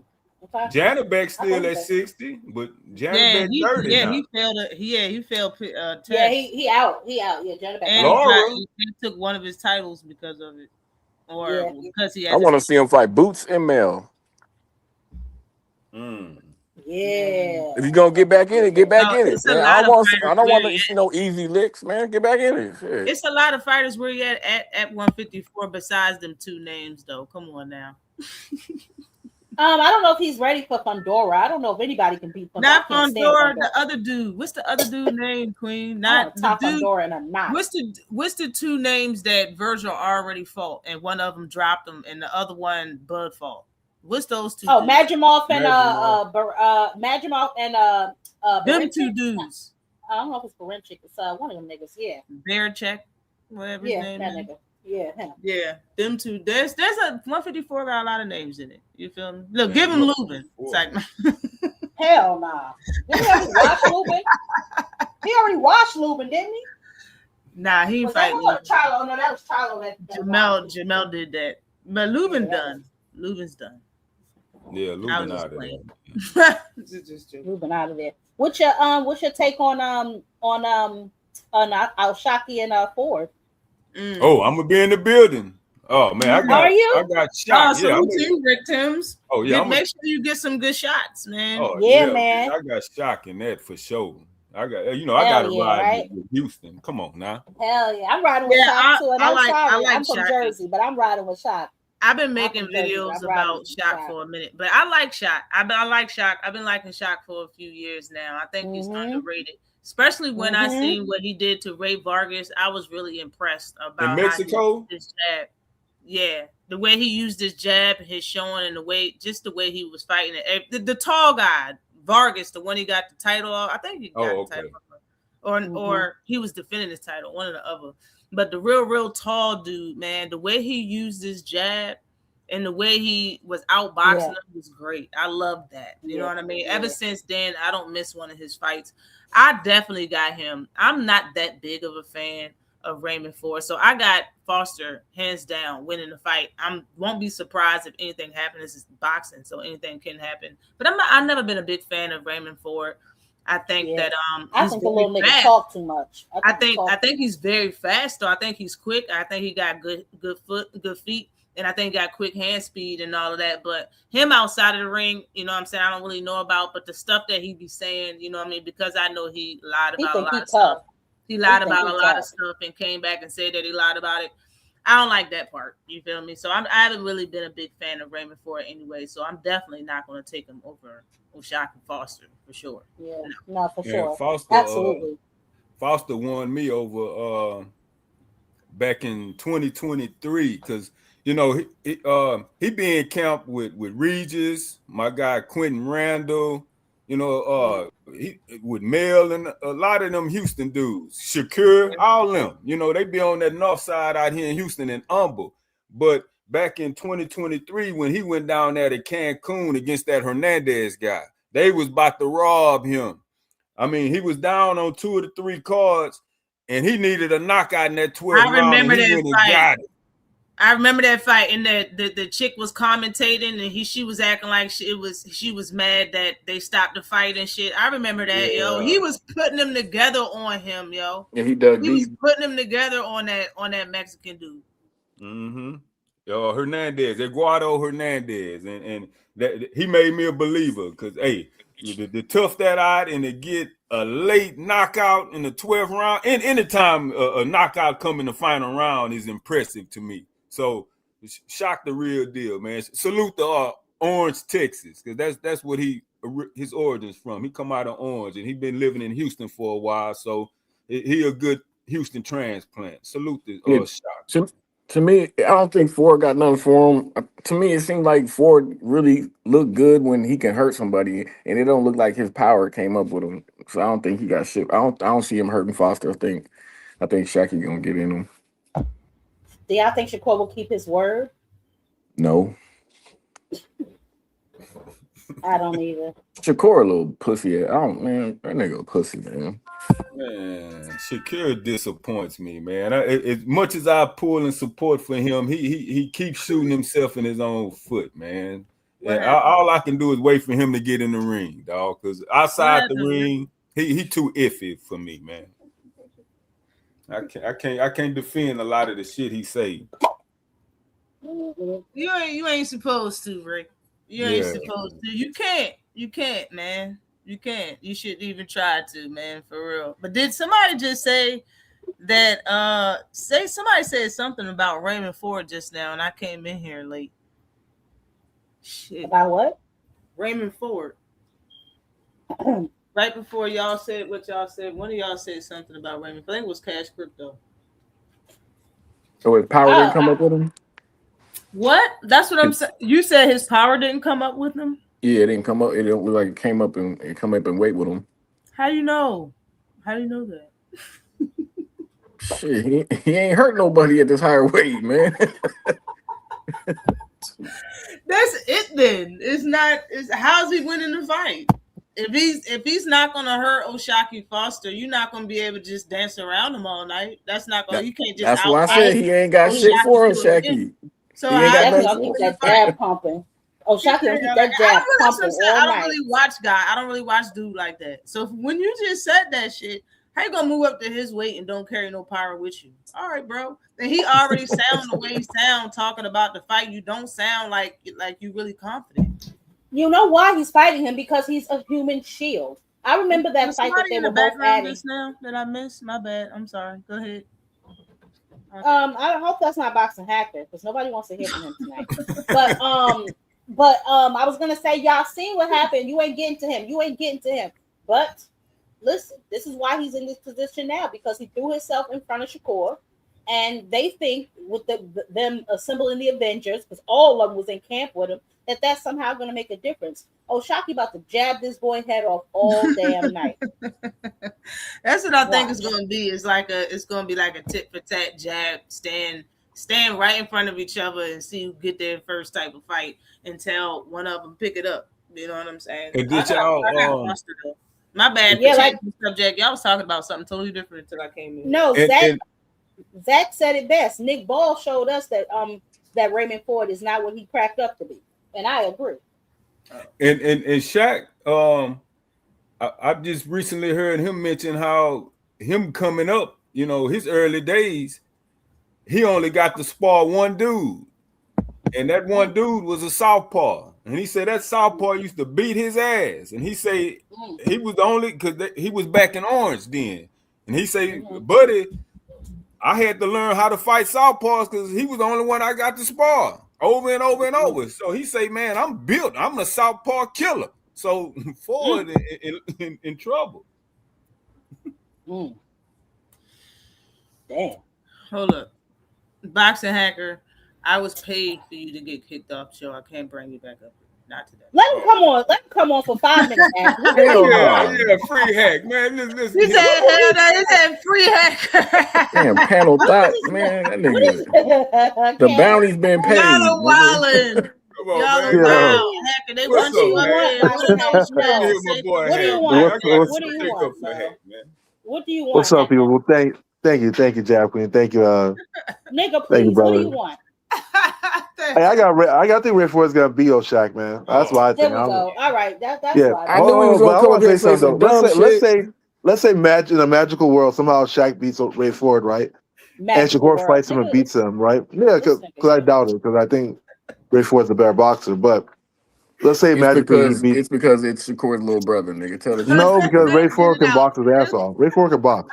But let's say Shakur fights and beats. Skills in a Nick Ball fight. What happened to his skills in a Nick Ball fight? I think it was a style issue. Plus, he had problems cutting weight. But I mean, a loss is a loss, right?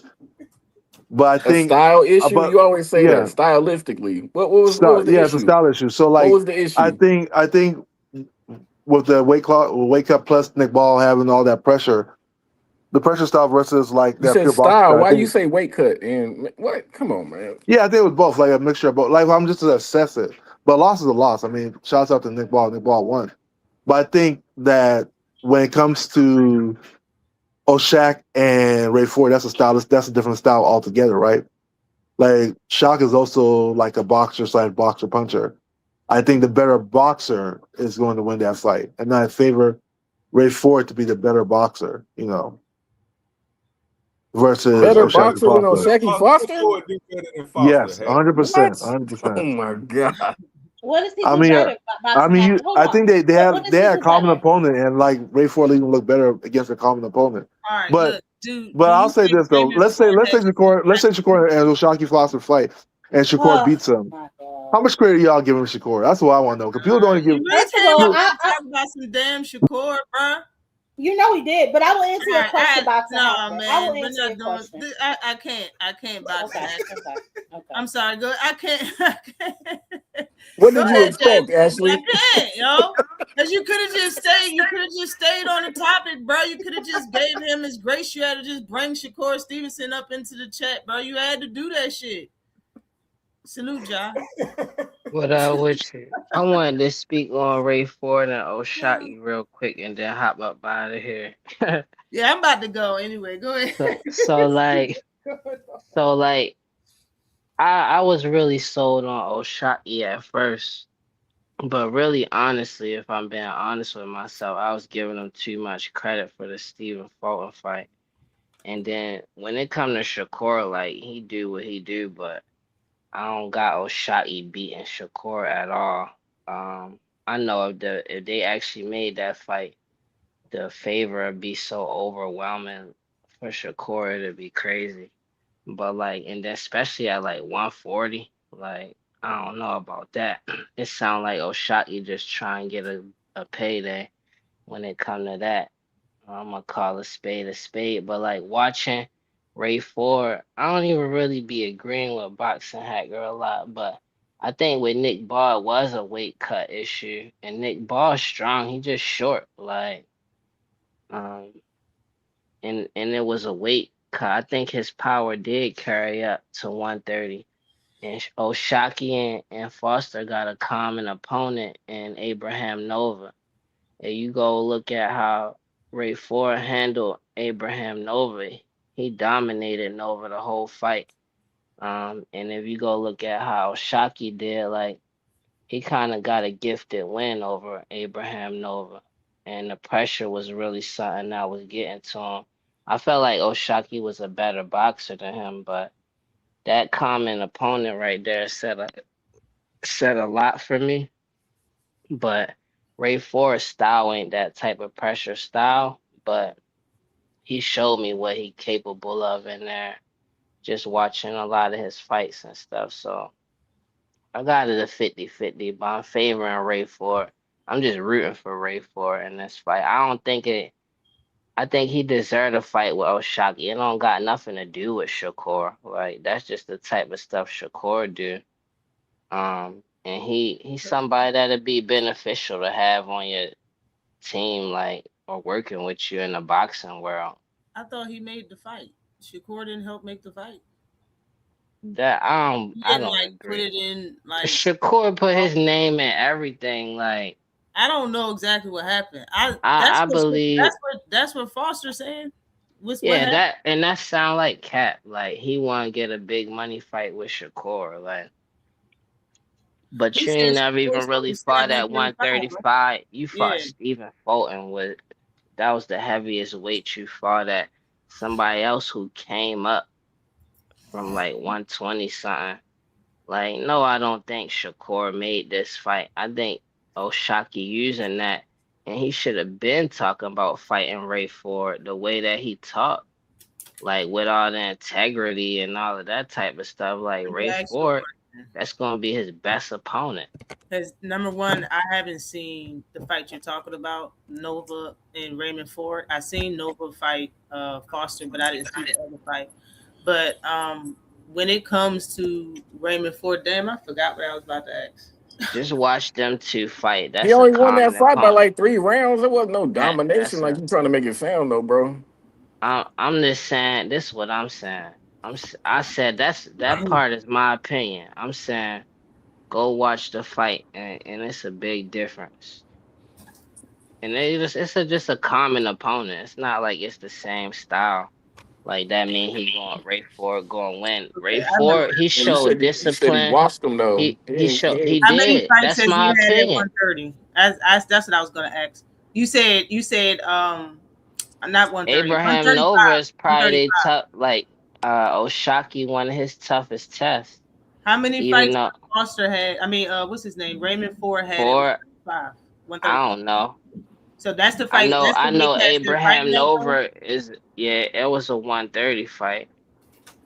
Yeah, And his Ja, power definitely carried up when he fought Nova, and Oshaki power wasn't really relevant in that fight. And the way that they was talking at the press conference, how Oshaki was talking about Abraham Nova, how that fight played out, it was weird when you actually go and look at the fight.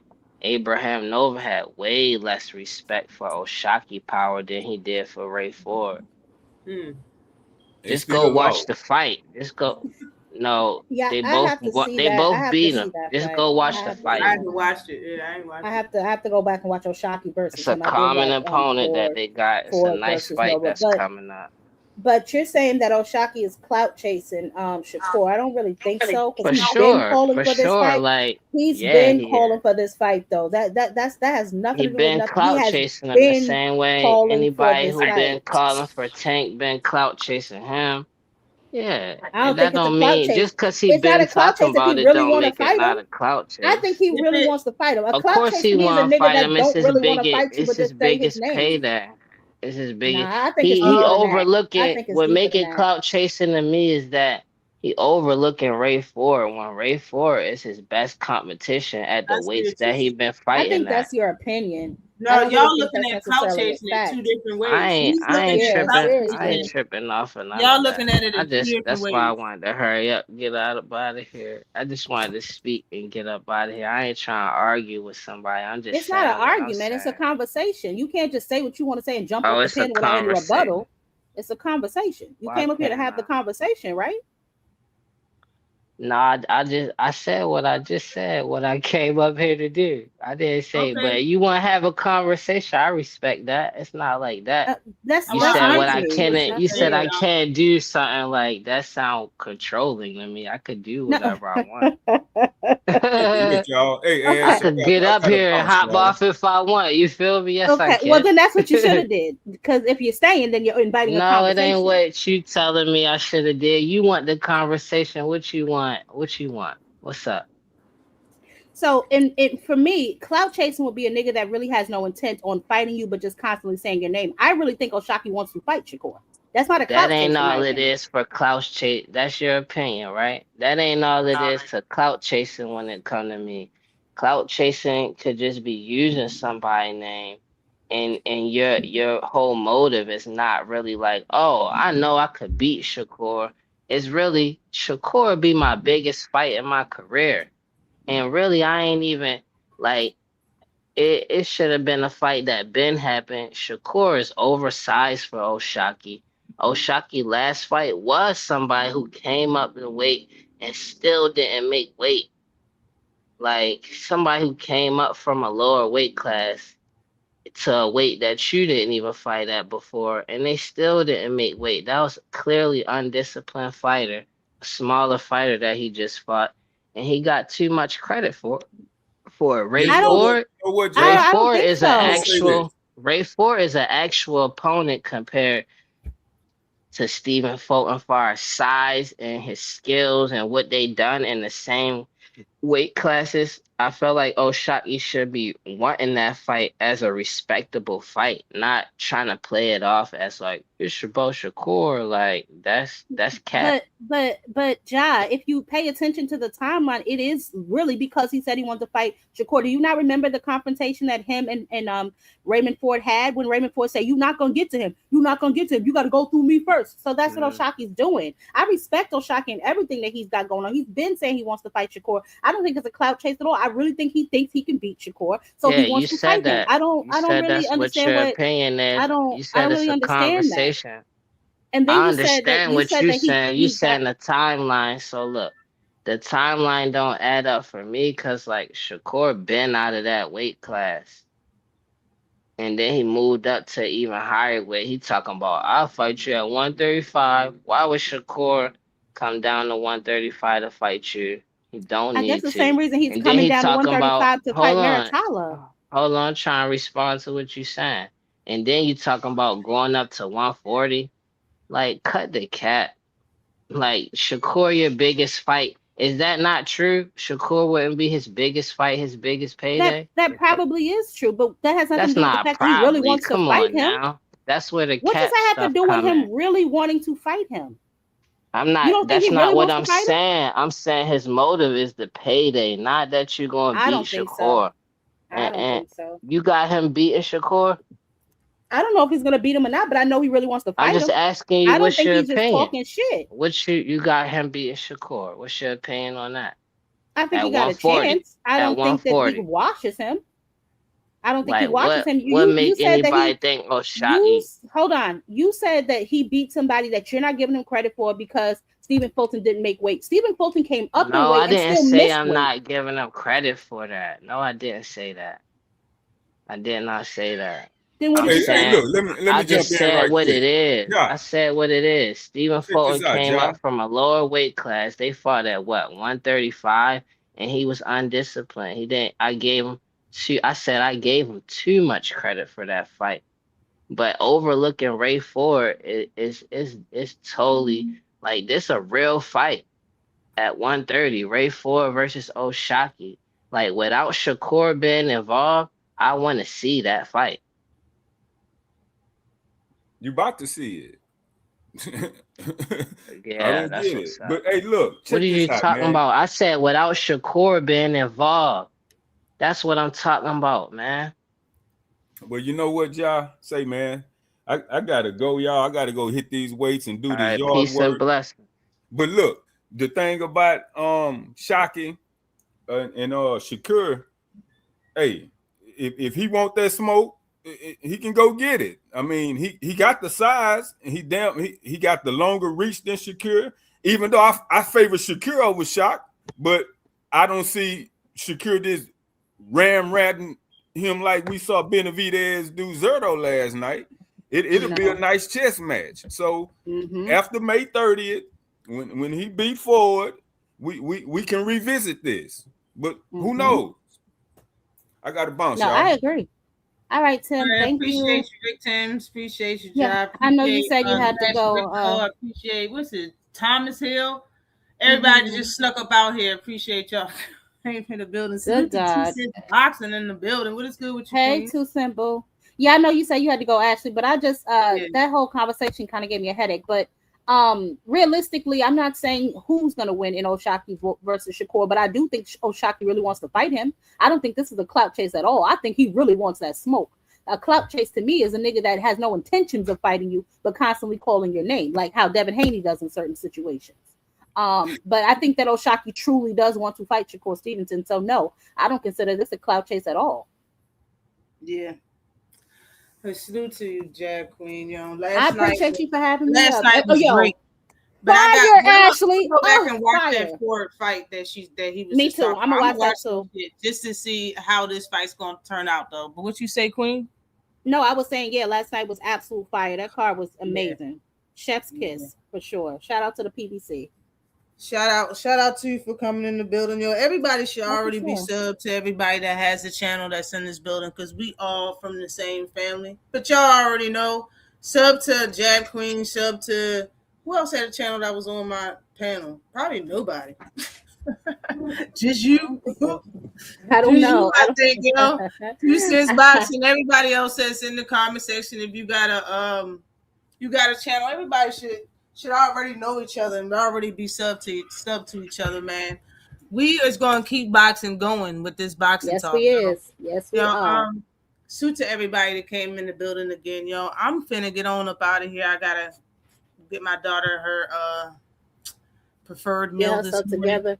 Listen, I know the feeling. My daughter is one of the pickiest eaters on this side. Tell me about it. How you get picky and greedy all at the same? Mine is picky and greedy. She'll eat you out of house home. She'll eat you out of house home for sure. Let me say something real quick.